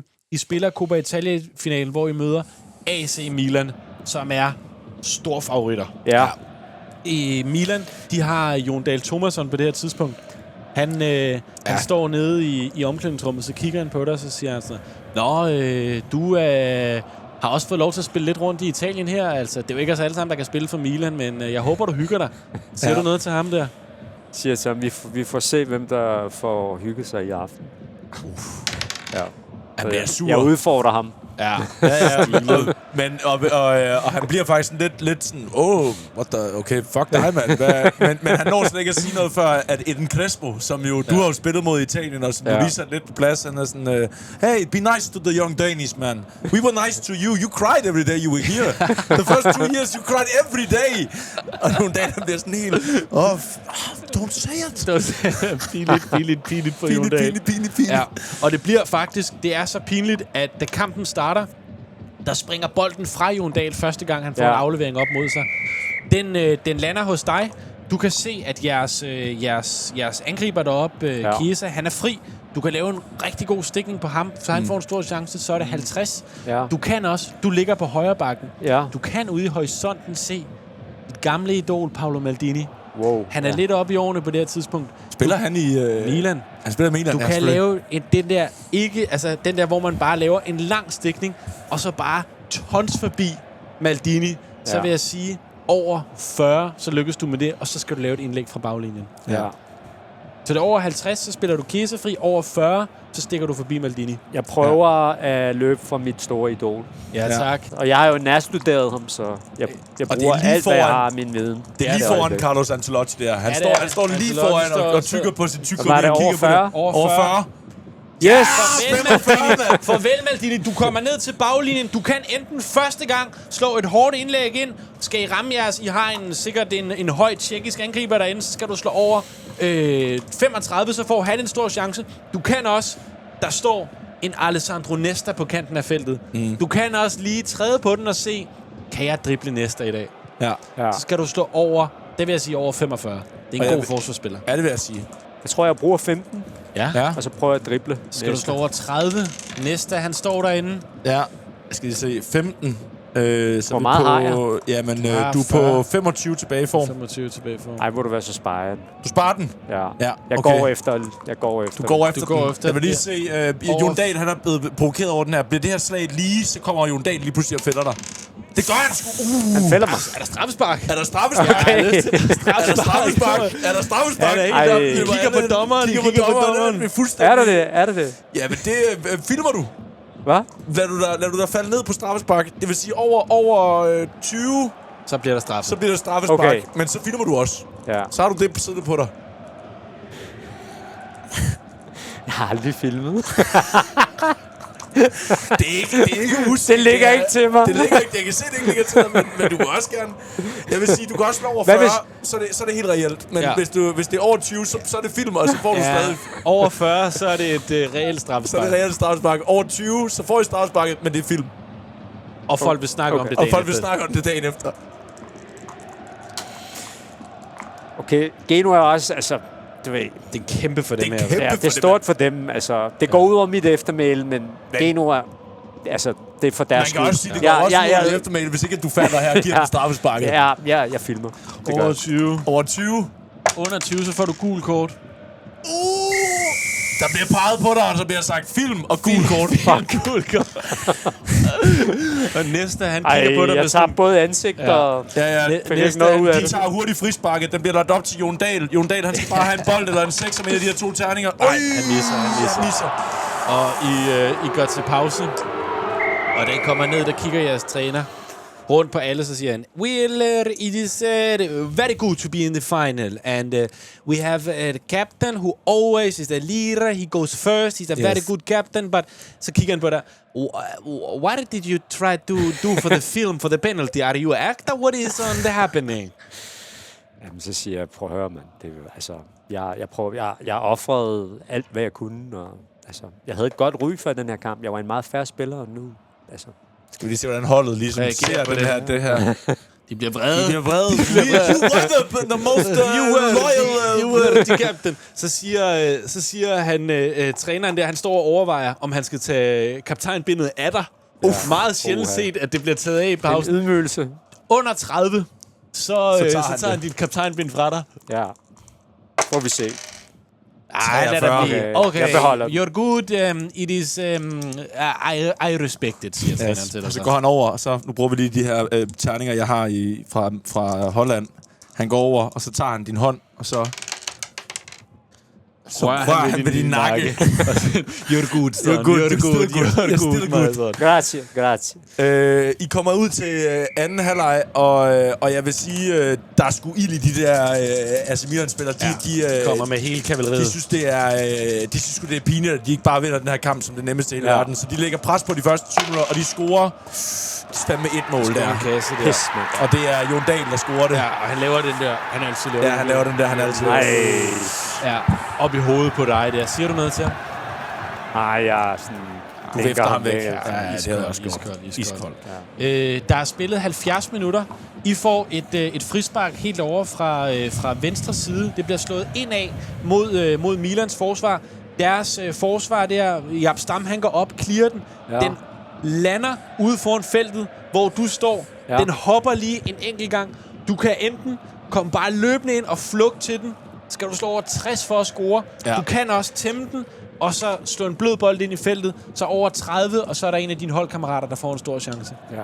Jeg slår en blød bold. Slår Slå en blød bold. Så det er over Yes, 30. det kommer her, og så skal vi se, om vi får en bold på en af dem her. Det er, det er Gattuso, der kommer ud i jer. Ja, Gattuso, han spurter op imod dig. Den kommer der, Najib Gangster. Yes. Ja, den ligger super 57. godt. Lad os lige se, om en af dine holdkammerater scorer derinde en bold. Yes! Yes! Sådan, mand! 1-1. Tag den, Jon Dahl! Ja, tak. Lad os lige se, om han trykker her. Ej, jeg bliver sur. Jeg løber helt tæt på Homsen her. Jon Dahl, han bliver faktisk så sur. Han skubber til dig. Vil du filme igen? Nej, jeg filmer ikke. Nej, det jeg gør, jeg bliver bare sådan stående, så han ryger tilbage. Okay. Det er ham, der skubber mig, men det er ham, der ryger tilbage. Det går jeg efter i hvert fald. Jon Dahl, han skal slå over 30 for ikke at blive skadet af det der. 57, jeg bliver ikke skadet. Nej, jeg bliver ikke skadet. Godt. Kampen bølger sådan lidt frem og tilbage, og de er meget sådan sure over, at de ikke bare kan lukke den her kamp her. Ja. Og i 86 minutter, der har de sat alting frem. Du kan gå med ind og hjælpe på det her hjørnespark, de har, og ligesom dække op, så bliver chancen lidt mindre for dem, men den går højst sandsynligt også i straffespark. Ja. Du kan også stille dig på kanten af feltet, og så være den, der løber, hvis nu, at I opsnapper den og starter en kontra. Så er deres chance lidt større, men til gengæld så kan I lukke den og ikke tage i straffespark. Okay. Så lad mig sige det på den her måde her. Hvis du vælger at gå efter at fiske, så skal jeg bare slå 3, og så skal jeg slå 4, 5, 6 eller bold, og så scorer de på det her hjørnespark. Ja. Hvis du bliver og hjælper i hjørnesparket, så er det en 6 eller en bold. Jeg bliver. Du bliver. Lad os se. Du bliver god kaptajn, det der, Skal vi mand. se. Hvem er det, der ligger? Det er Pirlo, der ligger Pirlo i slår den hjørnesparket. ind over. Han sætter den ind over. Crespo kommer op. Og han scorer kraftedme. Ja. Desværre. Ja, det bliver 2-1. Det bliver 2-1, men I falder med ære. Ja. I falder med ære, at du får en sølvmedalje. Jeg skriver sølvmedalje. Cuba Italia. Ja. I går ud til pausen. Jeres manager i Genoa, det er Thomas Tuchel. Tuchel. Ja, han er brandvarm, og efter den her sæson her, der bliver han også hentet til at være træner i Bayern Leverkusen. Ja. Men så I skal have ny træner. Yes. Men du har anført billedet. Du har blevet tilbudt at få 3 års forlængelse til din kontrakt. Ja. Men transfervinduet er åben. Der er 5 uger tilbage af det. Skal vi høre, hvad der er kommet af tilbud? Ja. Yes. Der er, og det er et bud, som er, det er sådan et, der er på forsiden af sportsaviserne dernede. Der kommer et bud fra Napoli. Ja. Okay. De vil gerne... Det er en af mine... De vil gerne hente derned, og de har det sådan. Ham her, han har bevist sig gennem mange år i Serie A. Ja. Han kæmper, han er heller ikke bange for at bruge nogle fejtricks og sådan. Prøv at høre, du passer perfekt ind dernede. Ja. Marseille. Yes. Ja. Hvad tænker du? Du har 3,5 uger tilbage af transfervinduet. Jeg er meget fristet, altså, fordi Napoli, det er også en af mine... altså, siden Maradona spillede der i 80'erne, ikke? Du kan jo snakke med Luna om det, og hendes mor. Ja. Ja, jeg tænker lidt på dengang Carrega, Alemão og Maradona var der. Hvad siger du det til Luna? Det siger jeg til dem. Skal vi se, hvordan de reagerer? Prøv at høre, Carrega, han har spillet der engang. De bliver glade. De bliver glade. Jeg vil gerne til Napoli. Jeg vil bare hen, hvor du vil hen, skat. Ja, jeg vil gerne til Napoli. Jeg vil helst ikke til et andet land. Det bliver en alt for stor omstilling. Selvom Marseille er en af mine franske favoritklub. Ja. Så tænker jeg, at jeg bliver i Italien. Du bliver i Italien, men hopper fra Napoli, eller fra Genua til Napoli. Ja, jeg skal tæt på Amalfi-kysten. Og det er jo lækkert. Det er jo ikke noget dårligt liv, det der. Pompeii også. Ja, for katten der. Så slå lige med den der. Så du består lægetjekket. Alt andet end 1, så består du lægetjekket i Napoli. Fuck. Men jeg vil sige, der er 2,5 uger tilbage af transfervinduet. Det kan være, at Napoli ikke er helt ude nu. Fordi det er Napoli dernede. De har også en måde at komme rundt om reglerne på nogle gange. Ja, altså, jeg er sikker på, at Maradona de siger til dig, narkotest. Der kommer den sluppede. Der er blevet lidt fusket lidt, ikke der? Da du dumper det lægecheck der, så lige så snart der kommer lige så snart de siger, we're sorry, we can see here the medical, it will not work, så kommer der nogle fyre fra mafiaen ind, Ja. og bare sætter sig og siger, hey, you have problem with the medical test, we have here a special injection. Ja. It can help you pass it. Ja. It can help you pass it. Og mens de står og snakker med dig, så kan du se en af dem, sådan en rigtig stor brød, ham der hedder Rico. Han går over sådan bag lægen, og så siger han, what numbers is wrong? What numbers should be different number to him to have to be here? Og han er sådan, this should be at zero, right zero. Right zero. Okay. Slår du over 25, så kan du klare det her i anden omgang. De siger, ham der Rico, han siger, hey, it turned out the machine was wrong. We can do it all again. We can do it all again. Hvis du slår under 25 til gengæld, så breaker sagen i hele Italien om, at du... Calciopoli-agtigt. Jeg prøver... Altså, det er også svært at sige nej til Camorra. Ja, det er sindssygt. Altså, den napolitanske mafia, du. Ja. Men igen, under 25, så er der en The Sun reporter, der opsnapper det der. Shit. Ja, det er virkelig en glidebane. Ja. Du har 40 tilbage i form. Starter med at filme, og lige pludselig er jeg i seng med mafiaen. Det går hurtigt i fodbold. Du kan bruge noget form. En meget sund, færre... Altså, jeg vil sige, bruger du Ringkøbing-spiller, og lige pludselig står jeg i seng med mafiaen. Bruger du 25 i form på det her, så skal du slå over 0, og så er det ikke snyd på nogen måde. Der er ikke nogen, der ved noget. Vil du bruge noget form på den? Jeg bruger ikke form. Nej, over 25. Over 25. Den får jeg. Skal vi lige se, hvordan vejret får er? lige lidt et pust. Det regner, men solen bryder igennem den her dag her. Yes. Og 99, der er aldrig nogen, der er gået så meget under radaren. Er du sindssygt? Til at komme ud der, Rico der. Turns out that you're the most healthy man in Napoli. The healthy man in Italy. Your body age, it says fik mange steroider sprøjtet ind i. Jeg vil faktisk sige, du får plus 5 i form. Det er sjældent, at jeg giver plus 5 i form, men det her, det er oven på den der. Så du har 45 tilbage i form. Du skifter til et Napoli, der sidste år sluttede på en lidt skuffende 6. plads for dem. De ligger lige uden for Champions League-pladser. Ja. Der er nogle fede spillere her. Det er Hamsik på midtbanen, og det er det Cavani op foran. Ja, de har hentet Dani Alves. Ja. Det er fordi Dani Alves. Men jeg kan også godt spille vingbak. Det kan han også. Altså, vi godt. Ja, okay. Men det er det. Og Dani Alves har ikke præsteret. Det er det. Han har ikke præsteret i Barcelona, så han har rådet til Napoli nu. Ja. Og så har han haft et år der, hvor han stadig heller ikke har præsteret. Og så har de været sådan, så må vi må finde en bedre en. En, der kan udfordre ham på den plads. Jamen, jeg er meget stolt. Altså, jeg er gået fra Hvidovre til Ringkøbing, ikke? Det er præcis det. Til at konkurrere med Dani Alves nu. Det er i orden, mand. Du købt til... Egentlig så har de haft sådan lidt en skummel bagtanke af, at hvis de nu køber ham her, så kan det være, at det presser Dani Alves til at præstere. Ja, det vil være meget italiensk. Det er meget italiensk at gøre sådan noget. Ja. Godt. De giver dig 4 år. Lad os slå for de 3 første. Ja. Yes. Og på det her tidspunkt har Napoli jo ikke vundet mesterskabet siden Maradona. Nej. Yes. Forza Napoli. Forza Napoli. Ej, det var ikke grimt. Minus 8. Det var grimt. Slutter på 2. Og hvad var den anden? Det var 12. 12, så plus 2. Så slår jeg igen. Ja. Bedre. Det var bedre. Hvad var den anden? 15 og 10. Så det er... Ui. Nu får du en rigtig god sæson. Ja. Kommer vi. Napoli. Kom så. Plus 0 igen. 2, 15, 6, 17, 8, 10. Den første sæson, der bliver du skadet. Ja. Og det er altså bare noget, som, Dani Alves, han kan lide. Ja. Så han går bare ind og griber den højre bak der. Ja. Og det viser altså også, at det der med at snyde på de der test der, det er kroppen.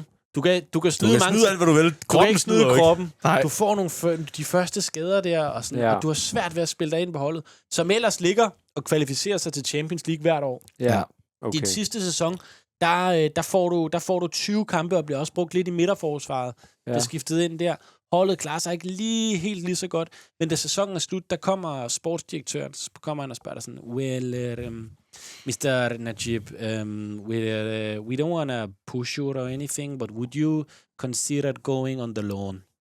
Okay. Yeah, kom an på, hvem det er. I got here connection, so I have possibility you go to Fenerbahce. Next season you go to Turkey. Okay. How would you like that? No pressure, but you could go to Turkey. Den er svær. Fenerbahce, altså fed klub, ikke? Men også meget, hvad skal jeg sige? Det er meget. Det svinger meget, ikke? Jo. Det, der sker, det er, at Fenerbahce har spillet sig ret langt i Europa League. De er kommet videre fra gruppespillet, og de har brug for en bredere trup til at spille de der kampe i Europa League. Ja. Og det er egentlig derfor, de er ude og gerne vil låne spillere. Ja.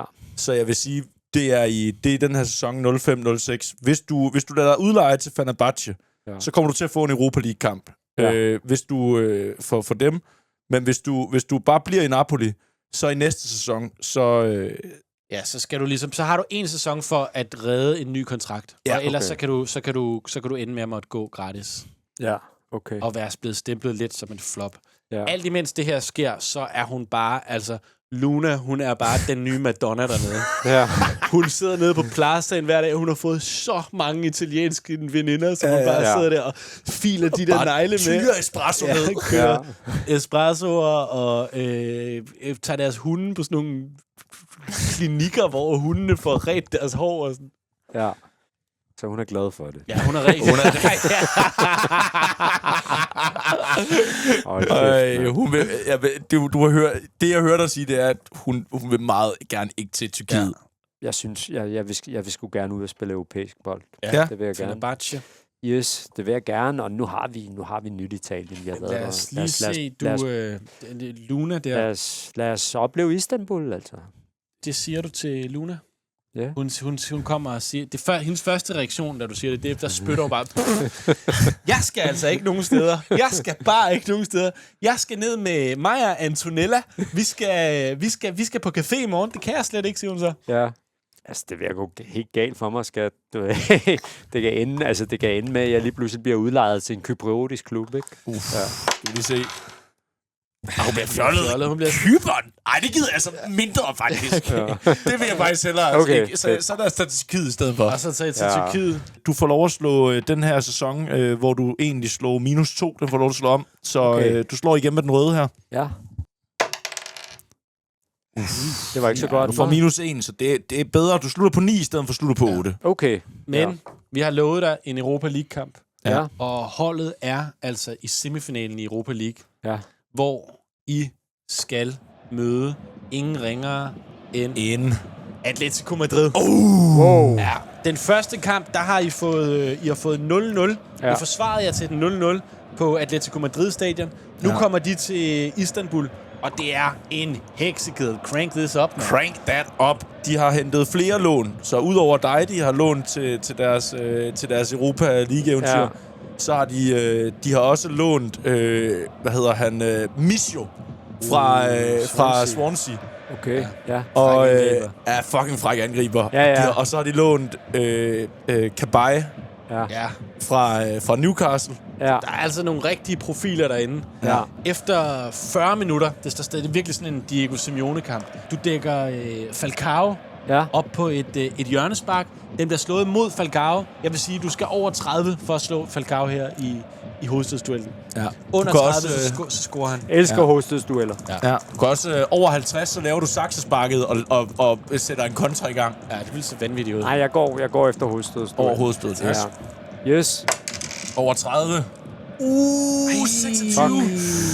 Skal vi se, han tager den sådan lige ned med kassen der, og så sætter han den op mod det højre hjørne, og han skyder over. Han brænder. Fedt.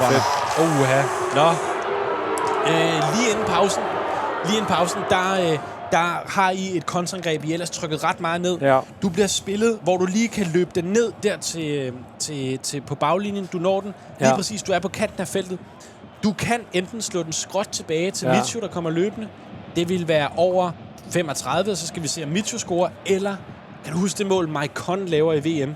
Ja. Fra sådan en 0-graders vinkel. Ja. Han bare kommer der, flugter til den, og så sparker den ind på forreste stolpe. Ja. Det vil se sindssygt ud. Ja. Skal du slå over 75.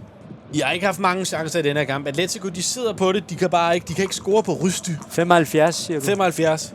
Det vil være et mål, der det giver genlyd. Okay. Jamen, hvad har jeg? 25 der? Du har 45 tilbage i form. 45. Så du kan... Har jeg 45? Du har 45. Nå, okay, du kan lave noget meget fedt. Ja, men jeg tænker 15. 15. Yes. Den investerer 15. Den bliver spillet bag om... Hvad skal jeg have? Skal du slå over 60? Den bliver spillet bag om forsvaren. Den er fra en spids. Den er fra en spids. Den er svær, den her. Det er den. Men jeg tror på det. Du tror på det?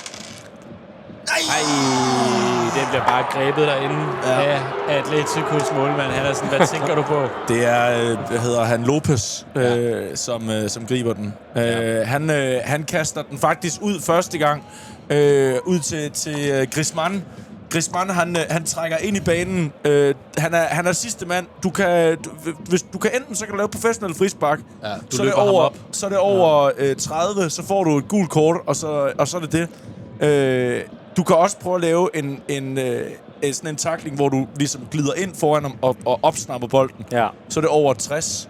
Men i begge scenarier, under 20, så er der rødt kort. Ja. Nej, men jeg laver et professionelt. Under 20, så er det rødt kort. Så er det rødt kort. Yes. Ja. Du får den lige banket ud. Det ser godt ud, det der. Skal vi lige se. Nu får Fenerbahce 2 chancer. Du får 2 chancer. Ja. Eller du slår for Fenerbahce. Ja. Skal vi se. Ej, der bliver ikke scoret på nogen af dem. Der bliver heller ikke scoret på dem. Ja, godt. Godt. Er vi ikke der, hvor den går i straffekonkurrence? Det synes jeg faktisk, den gør. Okay, spændende. Straffekonkurrencen, Najib, det fungerer på den måde her. Sparkeren har altid fordel, hvis man står det samme. Ja. Bold er det højeste, og så er det bare om, hvem der slår højst. Okay. Så lad os lige... Fenerbahce kan komme i Europa League-finalen for første gang i klubbens historie. Atletico, de vinder den jo nærmest en gang om året. Ja. Atletico, de sparker først. Første mand nede, der sparker, det er Falcao. Lad os lige se. Slår en 5'er. Skal du spille 6 eller bold for at tage den? Det gør du. Yes. Hold kæft, mand. Så kommer Fenerbahce. Så der er vel lidt, det er en nuller til Fenerbahce. Det kan bare der vil sparke det første. Ja. Så mig, ikke? Yes. Jo. Ja, yes. Det er i orden, det der. Nej, han piller den det sgu. bliver fandme også pillet. Fuck, mand. Nå, 0-0. Så er det Atletico. Griezmann. 3'er, den kan du godt tage. Og det gør du, mand. Den bliver hapset. Der bliver ikke scoret så meget. Den anden bold, det er... hvem var det, jeg sagde, der også var blevet... Micho. Yes. Kom så, Micho. Stepper op. Kom så. 4. Nej! Fuck. Det er sindssygt. Så er det Juan Fran. En 3'er. Den kan du også godt tage. Yes. Nej, hvor sygt. Det er sådan der er ikke nogen, der scorer. Efter 2 0-0-kampe, så de altså efter 5 straffespark. Hvem er det mig nu? Det er dig, ja. Nej, det er ikke dig, der sparker nu. Det er... Hvem er det? Det må være... Det er Emre. Det er Emre. Det er Emre. Kom så, Emre. En 6'er. Wow. Jeg tror sgu, den er... Nej! Jo, fordi det er sparkers. Det er mig. Yes. Emre scorer. 1-0. Okay. 1-0. Det er Atletico. Godt. 2'er. Den tror jeg, I piller. Nej, det gør han scorer. Nej! Det er... Så kan du bare det er nervepirrende, det her, hva'? Den Fenerbahce, det er deres centerforsvar. Det er ham der spiller i Wolfsburg. Ham den kæmpe høje, som... Præcis. Hvad fanden er det der? Den høje fra Wolfsburg. Den høje fra Wolfsburg. Sæt, det er godt, det der. Ja, der er mål, mand. Hvis Atletico brænder nu, så er Fenerbahce i finalen. Ja. De sender Falcao ned. Står kun 3'er. Ja! Yes! Sådan der, mand! I går i finalen. Woo! Og du behøver ikke engang at sparke, Natip. Du kan bare løbe ud til dine holdkammerater. Nå, ja. Inden I skal spille den her finale, Ja. byen der i Istanbul går fuldstændig amok. Det er jo vildt, altså. Napoli har sendt mig væk, og... Ja. Du kommer op på så går det godt. på sportsdirektørens kontor. Ja. Han tænder et fjernsyn, Ja. hvor der er sådan et gammelt webcam stående. Og på det der gamle webcam, der kan man se, og så er der sådan et grynet billede, og så kan man se, at det peger ligesom ud på alle klubbens fans, der bare er fuldstændig op at køre. Ja. De står op på sådan en plads, og han siger, I just wanted to show you, Najib. You are live right now. All of Istanbul, all of Fenerbahce will love you if you sign this contract. 5 years contract with Fenerbahce. Ja. You want to stay here and make the city very happy. Ja. Jeg har faktisk... jeg var tøvende, da jeg skulle til Istanbul. Ja. Men de har taget rigtig godt imod mig, og det går rigtig godt jo. Ja. Og Napoli, de sendte mig væk. Præcis. Så jeg har det sådan lidt, altså... Du har jeg fået føler det ikke rigtig, at jeg skylder Napoli noget. Det gør du ikke, men Napoli, Napoli er ligesom den der dreng, der smider traktoren væk i børnehaven, og lige så snart, at den ser nogle andre, der leger med den, så vil de gerne have den tilbage. Fordi du har fået en sms fra Napolis cheftræner. han har også sendt sådan en MMS, hvor han sådan helt sådan blodskudte øjne. Så ser semifinalen lige nu. Fuck, det er godt. Og de vil gerne forlænge dig med 2 år i Napoli, så du kan komme op på 3 år igen med Napoli. Altså, jeg har fundet mig rigtig godt til rette i Bosporus-strædet.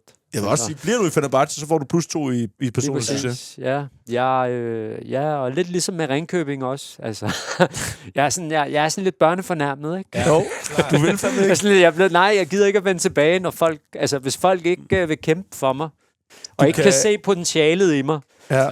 Når det går dårligt for mig, så giver jeg dem ikke en chance til. Det gør du kommer hjem i lejligheden, som I har lejet sådan en... Skriver du under der med Fenerbahce? Jamen, der har jeg tænkt mig at sige til Luna, jo. Ja, og du kommer hjem til Luna, og da du tog afsted til den her kamp her, der var der sådan en Kai Bøjsen-abe, der lige var blevet sat op, fordi hun tænkte, hun vil finde tilbage til de danske rødder. Nu nok med at adoptere alt det der. Men da du sådan kommer hjem, der hænger sådan tyrkiske tæpper i alle væggene, og hun sidder sådan på hook og drikker sådan noget tyrkisk te. Ja. Og siger salam alaikum, når du kommer ind. Og med noget baklava. Og, det lyder hyggeligt. Der er borak til dig. Yes. Ja. Du siger ja.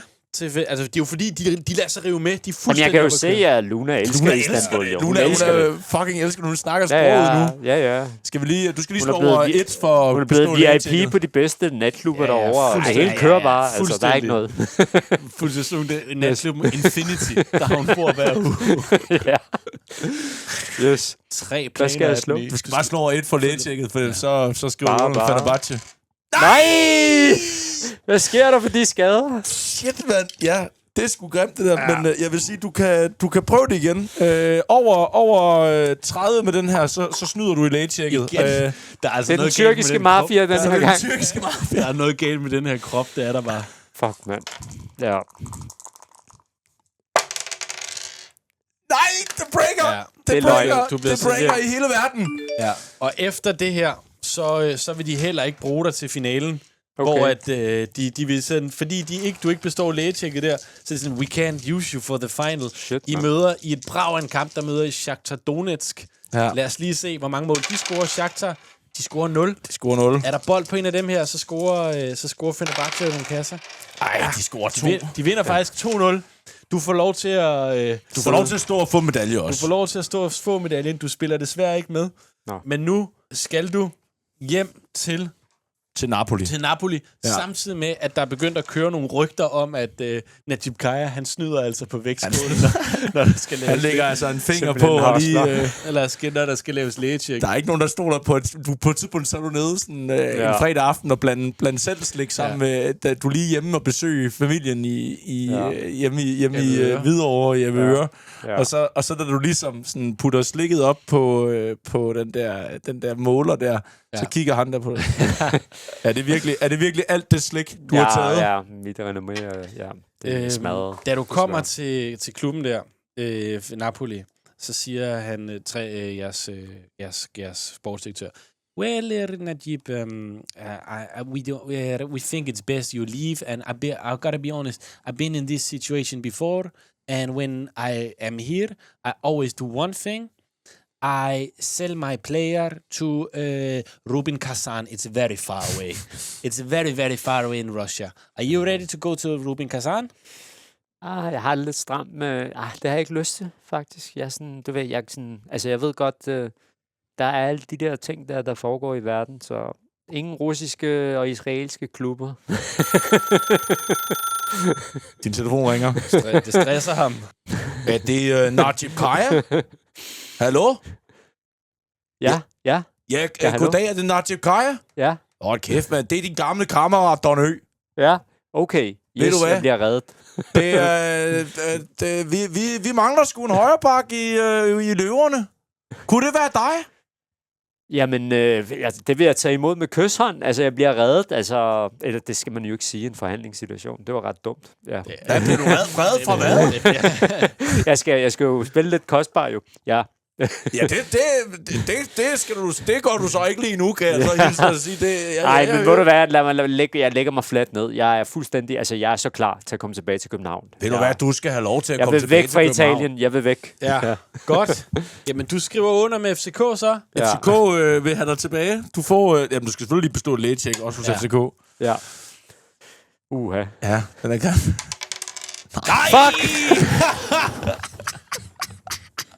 Det går helt galt for mig. Du kan jo ikke spille mere. Du er ved at være fodboldinvalid, mand. Det er mand. alle steder. Ja, altså, Hvad er der tilbage? Ringkøbing? Du står lige nu på Peter Bangs vej og har dumpet lægetjekket. Du er 28 år gammel. Napoli har Har jeg overhovedet mulighed for at snyde igen? Altså. Najib, du er i den her situation. Hvem ringer du selv til lige nu? Ja, hvem ringer jeg til? Er Hvidovre i Superligaen? De er i første division. Okay, hvem er Ringkøbing? De er også i første Ringkøbing division. er i første division, ja. Okay. Skal vi lige slå her for, hvor godt de klarer dig nede i første division? Ja, de klarer sig okay. De klarer sig okay. Ja, okay. Skal vi se, Hvidovre klarer sig lidt dårligere. Ja. Ja, De er sådan på marginal på samme niveau. Ja, jeg tager tilbage til... ved du hvad? Der er et eller andet, det der med at vende tilbage til ens barndomsklub, ikke? Ja. Ja. Det er sådan lidt, at man lige giver... At man lige giver Ja, de der år der. man giver lige de sidste år af sin karriere til den klub, Ja. der ligesom har Så du skal til opfostret en, ikke? Stationsbyens boldklub? Nej, Hvidovre. Nej. Okay. Hvidovre, tak. Men lige se, hvordan Hvidovre reagerer på, at du ringer og banker på deres dør. De bliver faktisk lidt ked af det til at Det er starte ham med. der, Michael Wissen, der tager telefonen. Og han er sådan, well. Er han blevet cheftræner? Ja, han er blevet cheftræner. Han er holdt fast derude. Der er ingen, der turde sige ham imod. Der er ingen, der kan lide ham, men der er heller ikke nogen, der har turde sige, nu stopper du, makker. Ja. Nå, Luna, hun er blevet helt stresset Okay, af det her det flytten. er simpelthen The Circle. du skal slå over 1. Så klarer du den. Uha. Det her tør nærmest slet ikke. Shit. Ja! Okay, jeg klarer den lige med nød og næppe. En toer. Godt. Du kommer tilbage til Hvidovre. Og de er i første division. Luna, hun er så glad, fordi at hun kommer hjem og tættere på sin mor igen. Ja. Det har hun virkelig savnet. Ja. De giver dig en 2-årig kontrakt. Lad os lige se, hvordan det her kommer til at gå. Ja. Det er jo, Hvidovre, som sagt, de startede fald, på... Altså mulighed for Europa League-finale, og så nu er jeg lige pludselig Hvidovre. Der er journalister lige nu, der sidder og undersøger det der med, at du prøvede, og de har fundet ud af, at der måske er noget om de der lægetjek. Ja, det er klart det ry, der ligesom har... Fordi det er jo det der med, at du snyder i Fenerbahce, og så prøver at snyde i Napoli også, og sådan, det hele går galt. Men Hvidovre, de kan godt se igennem fingre med det. Ja, okay. Yes. Ui. Det gik. Plus, men på, der er alt kan... Altså, folk glemmer jo alting. Altså, Edgar David spillede jo også VM efter, har blevet taget i at tage... Og du får 5 plus 8 der. Nandrolon. Ja. Så, okay, lad mig sige det sådan her. Hvis du slår over 15 nu med en af dine terninger, så springer du skalaen. Okay, men det er stadigvæk rigtig godt. Så plus 3, og det er så 18, og hvad den anden? Det er plus 2, så det er så 17. Vi stopper simpelthen lige her, fordi det er også de 2 sæsoner, du får, så det hedder 19-20 og 18-17. Ja. Yes. Så altså din første sæson i Hvidovre, I rykker op. I smadrer første division. Ja. I sidste kamp, der er det sådan, I er allerede rykket op. Ringkøbing, hvis de vinder over jer, så rykker de også op. Yes. I smadrer dem bare 4-0. Du laver 2 kasser. Altså, du er alt for god til det her. De begynder også at bruge dig på central midtbane en gang imellem, fordi du har fået noget erfaring. Du kan gå første division i Danmark, mand. Ja. Anden sæson, der er du med Hvidovre i Superligaen. I kommer op og lander på en mega flot 5. plads. Okay. I kan sagtens være med der. Der har aldrig været mere fodboldfeber i Hvidovre. Og igen, du er for god til Superligaen. Din sæson, den hedder 18-17. I spiller jer i pokalfinalen, hvor I møder FC København. Ja. Det er en stor kamp, det her. Det er Donø, som jeg har afvist 2 gange nu. Præcis. Han går ud og udtaler i pressen inden kampen, så siger han, prøv at høre, Najib Kaya, jeg kunne købe ham, hvis jeg ville. Ja. Jeg vil bare ikke. Jeg har det, så siger Donø, prøv at høre, mit moralske kodex, det jeg lægger helt i top, Jeg skal ikke have nogen, der kan finde på sådan nogle snydestreger der. Og det gælder med hvad som helst. Og det er også dig, Najib Khaja, siger han ind i kameraet. Du, lige inden kampen starter, der får du øjenkontakt med Donø. Vil du være iskold, eller vil du viske noget op til ham? Nej, jeg er blevet ældre og mere erfaren. Ja, Jeg er du ikke er 30 år gammel lige nu. Ja, jeg er ikke så ilter Nej. og temperamentfuld, Nej. som jeg var. Nej. Så jeg kigger bare på ham og nikker. Sådan der, ligesom om, du ved, det er fint nok, det er okay. Se, hvordan Donø. Han får lige... Han gør lige sådan, fordi han tror, det er en skalle, du er ude efter. Han misforstår situationen. Du ligger over for William Kvist. Han kommer løbende. De spiller derinde på central midtbane. Efter 25 minutter, det håber jeg er okay, at de smider dig ind på midtbanen. Ja. Det er fint. Bare for god, mand. Altså, det er fint, du går ned i en tackling mod William Kvist. Du skal slå over 20 for at få den her videre fra ham. Yes. Jamen, jeg går lige på ham. Ja. Over 20. Skal du bruge noget form? 0-4. William Kvist, han tørrer der sgu. Han rykker bare forbi. Og William Kvist lægger den ind til Damendøj. Damendøj. Er der bold på en af de her, så er der kassen. Det er der sgu. 1-0 til FCK. 1-0 til FCK. Det er pokalfinalen, det her. I 5 minutter før pausen, der får I også givet FCK et frispark, og Delaney stiller sig op og skal til at sparke det. Delaney, han er sgu rimelig kvik på sådan en der. Han vil lægge den hen over muren. Vil du stille dig i muren? Kom an på, om Damendøj, er han med? Ja, han er inde i feltet. Han er inde i feltet, ja. Jamen, så går jeg på ham. Altså. Du går ind og blokerer Damendøj. Jeg vil sige, en 6'er eller en bold, så sætter Delaney selv den her ind. En 4 eller en 5'er, så ryger den på posten, og så dækker du Damendøj. Ja. Og den 1 eller en 2'er, så skyder han bare over. Ja. En 6'er, han sætter den fandme selv bare ind. I er bagud 2-0. I kommer ned på i omklædningsrummet. Og Michael Vissen, din træner der, han kigger bare rundt og siger, hold kæft, hvor er I bare dårlige, mand. Nu har vi rykket op, og så viste det sig bare, hvor skide dårlige, når vi endelig havde noget at spille for. Er det ikke rigtigt, Najib? Du har spillet med de bedste, så skubber han sådan derind frem. Ja. Vil du sige noget til holdet der? Ja, men jeg vil gerne sige, at prøv at høre, altså, den her chance får vi ikke igen, måske. Skal vi lige nu se, går vi all in. Ja. Der sidder en Søren Berg på Hvidovres hold der, og kigger op på dig, og bliver helt sådan, what? Jeg får den her chance hver anden uge. Ja, jeg kan gøre, hvad jeg vil. Jeg kan gøre, hvad jeg vil. Fucking Berg. Jeg gør, hvad der passer mig. Men prøv at høre, det er godt. Stemningen den bliver lidt løsere. De går ud, og de spiller de første kvarter. Der har de ikke så mange nerver på som før. Er der en bold på en af dem her, så får I lavet en kasse der. Nej, altså langt fra. I skyder den bare forbi, og der er ikke noget spil, der hænger sammen. I har spillet 10 minutter. Der er ikke noget. I kan ikke få 2 afleveringer til at hænge sammen. Du modtager bolden på højre bakkanten der. Du ved jo selv, hvad du står foran. Hvad gør du? Hvad gør du i den her situation? Jamen, jeg trækker ind i feltet og prøver at finde en, jeg kan aflevere. Ja. Der ligger en derinde. Ja. Det er Ronny. Det er Ronny. Det er Ronny, god gamle Ronny. Der skal du bare slå over 25 for at ramme Ronny inde på midten. Ja, men det går jeg efter. Ja. Du har 30 i form. Yes. Jeg skal slå over 25, siger du? Ja. Jamen, jeg gør det uden. Du gør det uden. Yes. Kom så, Ronny! Ja, 31. Ronny, han får bolden. Vil du løbe længere op ad kanten, eller vil du gøre dig mere sådan disponibel på midten af banen? Jeg gør mig spilbar. Du gør dig spilbar. Ronny, han spiller til dig. Du modtager den selv 10-15 meter op af deres banehalvdel. Du kan se målmanden. Han er et stykke ude. Ja. Tip den over ham. Ja, det vil være helt sådan kantonaragtigt på den længde, du står på lige nu. Det er over, jeg vil sige, over 70. Ja, det er over 70. Over 70. Du kan også lave sådan en rigtig Roberto Carlos-stikning, som ligesom løber langs jorden, og så over til venstrekanten. Ja. Og så kan du selv løbe mere op. Det er over 50. Okay. Jeg laver en Roberto Carlos. Du laver en Roberto Carlos. Ja. Stilet, mega stilet. Hvad var det var over 70. Nej, det var over 50. Ja. 50. Ja, du har 30 i form. Jeg bruger 10. Bruger 10, så det er over 40. Yes, den kommer der videre. De er langsomt ved at få dem lidt spil igen. Nej, den der skulle brudt. Det er løgn. Den der fandme brudt. Ja. 2 under. Det er Damendøj. Jeg vil sige, du kan hoppe hurtigt ned i tackling og tage den fra Damendøj, så det er over 30. Okay. Jamen, jeg går lige på. Er det under 30? Ej, du får et gult kort. Gult kort. Ja. FCK, de fører 2-0. De begynder at sætte denne her lidt på cruise control. Det er noget af en derute, det her. Ja, men du får, I får et frispark. Det er ret langt op på banen. Ja. Du har nævnt ham et par gange i løbet af i dag. Roberto Carlos. Du kan nu på det her frispark lave sådan Roberto Carlos.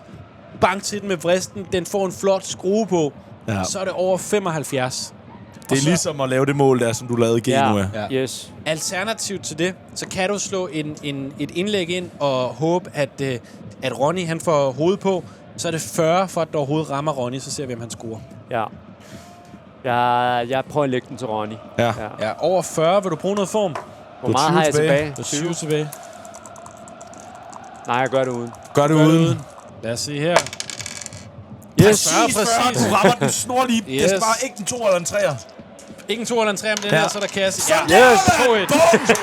2-1. Og Hvidovre, de er altså i en situation som det her. Han der, han sidder der nu og råber, aflever. Men det er ikke noget, der bliver lyttet til her. Nej. Nu er det all attack, lange bolde. Ja. Den bliver stået langt op. Michael Gravgaard, han clearer den. Den ryger ud til dig. Du er på midtbanen her. Du kommer først på bolden. Du kan mærke, Hjalte Bo Nørgaard, han er i ryggen på dig. Ja. Et langskud. Over 60, så scorer du på det. Du kan også spille Ronny, så er det over 15, og så giver han dig den igen. Og så er du helt inde på kanten af feltet, så ser vi det, hvad der sker. Vi er i 88. minut. Jeg spiller den til Ronny. Bare over 15. Bare over 15.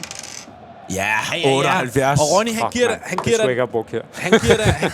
han giver dig bolden igen. Du er nu på kanten af feltet. Hvis du skal score i det korte hjørne, så skal du slå over 55.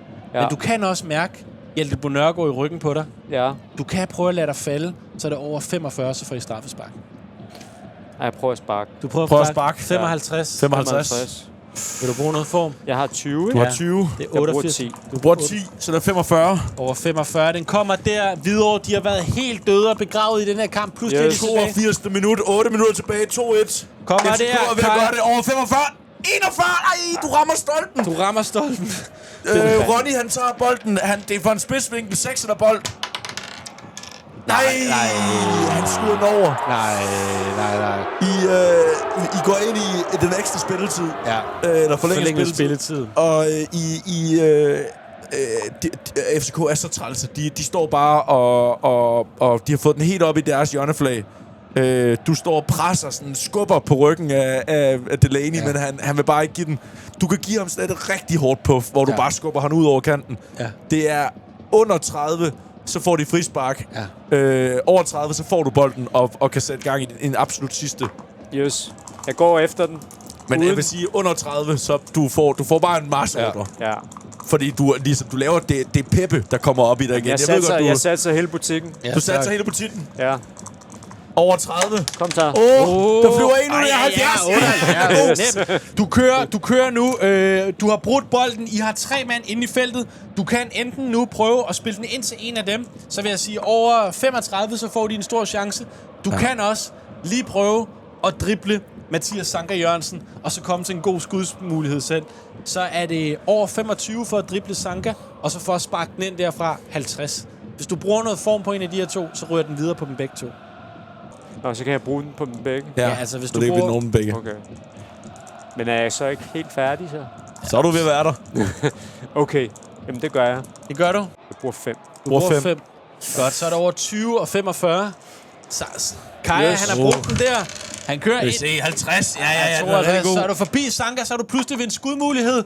Kaja, han kan afslutte. De kommer ud af ingenting videre. Yes. Jesper, der står over 45. Yes! Sådan! Hvidovre kommer tilbage i 92 minut 2-2. FCK-spillerne er i chok. De går til pause. De kigger bare på hinanden og står der og ved ikke, om de skal drikke vand, eller om de skal give hinanden lusinger. Altså alt er sådan, og de kan slet ikke finde ud af noget. Jeg sender et smil over til Donø. Du sender et smil over til Donø. Donø kigger tilbage på dig. Han er chokeret. Han er rædselsdagen nu. Nej. I går ikke engang ned i omklædningsrummet. I står bare, det der, hvor I bare står op i cirklen der. Vil du sige noget til drengene der? Ja, altså det er blod, sved og tårer nu, gutter. Altså, det er nu, altså. Ja. Lige se, hvordan de reagerer. Ja, de bliver fjollet. De forstår slet ikke, hvor de føler sig bare så heldige. Altså, jeg har sved. Ja, så langt. Men blod? Hvor blod? Så begynder de sådan at stå og nive hinanden. I kommer ud til det her. Første halvleg sker der ikke en skid. FCK presser, og I holder igen. Anden halvleg, der sker der ikke sygt meget, men lige inden, at I egentlig skal gå til straffespark, så er der en af de der sekvenser i fodbold, I kender dem godt, hvor at de bare bliver ved med at hætte. Ja. Så hætter de den ud af feltet, og hætter den tilbage i feltet. Og på et tidspunkt, så bliver den sådan hættet væk fra deres straffesparkfelt, og så kommer den sådan, du ser den som sådan, altså en lille stjernebarn, der ligesom bare sådan lander, og du kan bare se, at jeg kan bare ramme den hårdt med vristen. Ja. Det er lidt ligesom John Fax lidt ligesom John Fax, lidt ligesom Zidane mod Leverkusen, lidt ligesom Ron Rooney mod Newcastle, som Zlatan mod England. Ja. Bare ud over det, som det ikke er saksespark. Ja, men altså, det er et godt stykke ud af feltet. Ja. Er vi over 70? Er vi over 70 på den her? Ja. Shit, man. Du kan også lave skudfinden, hvor du så lige trækker den ned, og så laver du bare sådan en hurtig inderside til hvad hedder han? Ronny. Så er det over 35. Okay. Jeg går efter ham. Du går efter ham, så du laver først skudfinden, den kommer ned, sparker han til, nej det gør ikke, han laver en skudfinden, så lægger han en hård inderside over 35, kan du bruge noget form? Nej. Sådan der, 86. Ronny. 68. Ronny, han skal bare slå bold eller sekser, så er der kasse på den her. Nej, han skyder han brænder. Og nu går I i straffespark. Vi går i straffespark-konkurrence. Kæft, han må også bare tage sig sammen. Ja. Jamen, jeg starter her med at slå for FCK. Det er Morten Nordstrand. Han slår en sekser. Okay. Kan du stikke den? Okay. Den bliver svær. Nej, det kan du ikke. Så er det videre. Videre går til bolden. Det er Søren Berg. Søren Berg. Ja, men han er stensikker. Altså, sådan der. Godt. FCK, det er Delaney. Delaney, ja. Hun toer, den kan du også godt til. Yes, og det er Ronny. Nej! Jo, han scorer. Han scorer på det, Delaney, ja. Det gør han da. Ja, Delaney scorer. Ja, nå, ja, det er rigtigt. Det var Delaney. Det var mig, der kom til at... Så er det mig. Ja, nu er det Ronny. Nu er det Ronny, ja. Kom så, Ronny. Ja, den er sikker. Han sætter den bare så langt op i krydset, det overhovedet kan lade sig gøre. Jesper Grønkjær. En toer. Den har du. Yes.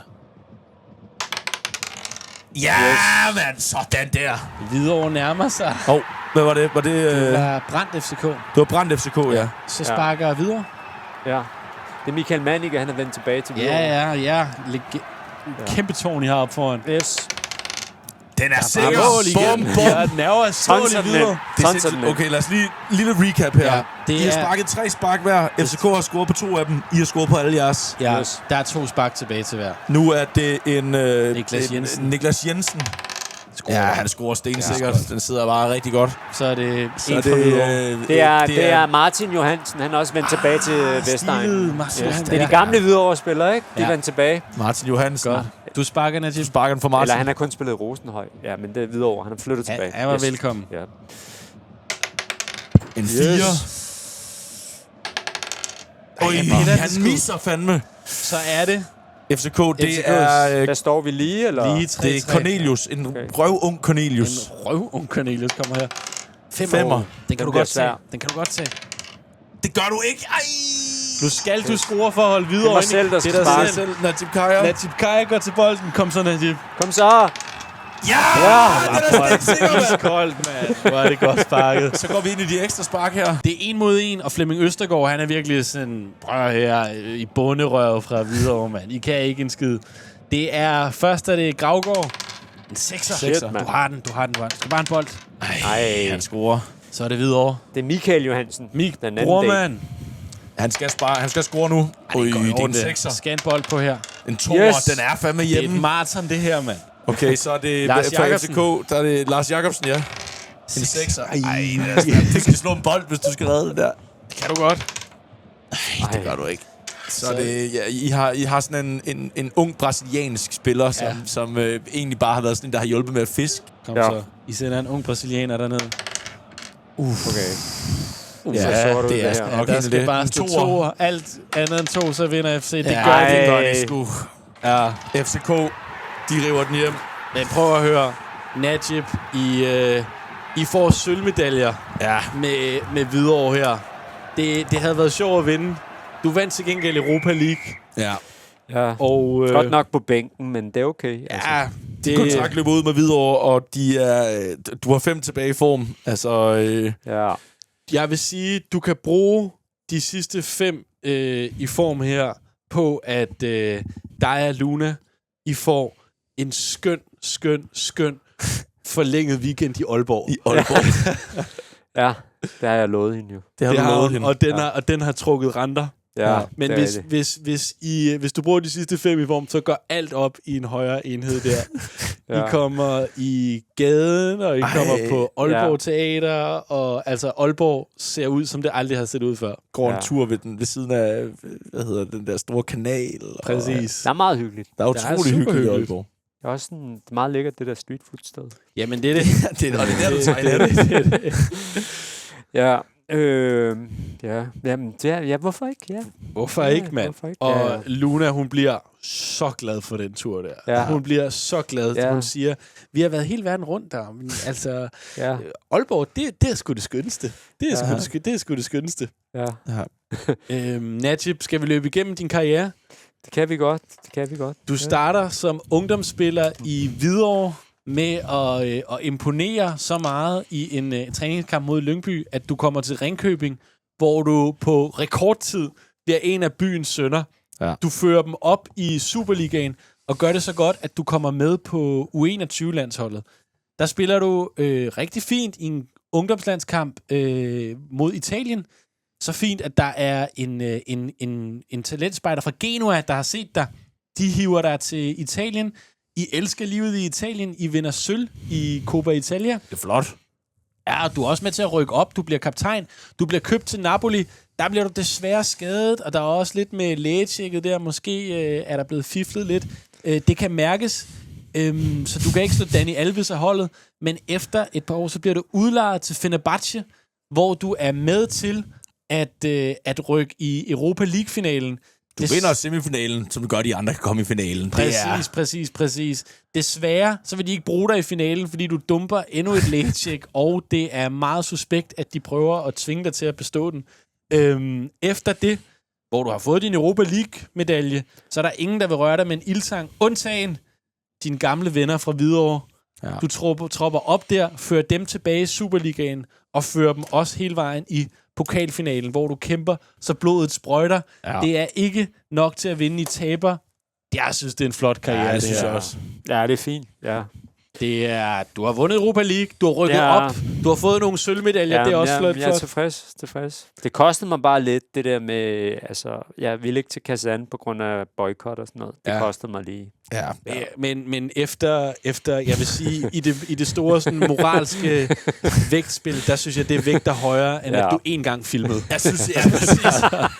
Du har ikke noget at have dårligt samvittighed. Nej, det synes jeg der er blevet gjort meget værre ting for at komme med på holdet i Napoli. Absolut. Ja. Du har været en kæmpe fornøjelse at have med i Drømmeklubben. Ja, helt vildt. Kæmpe tak for, at du ville være med, mand. Og selv tak. til alle jer, der lytter med og ser med derude, tak fordi I følger med i Drømmeklubben. Ja, for katten da. Vi er jer evigt taknemmelige, og husk at lytte med, der kommer meget mere i Drømmeklubben. Allerede næste uge, simpelthen.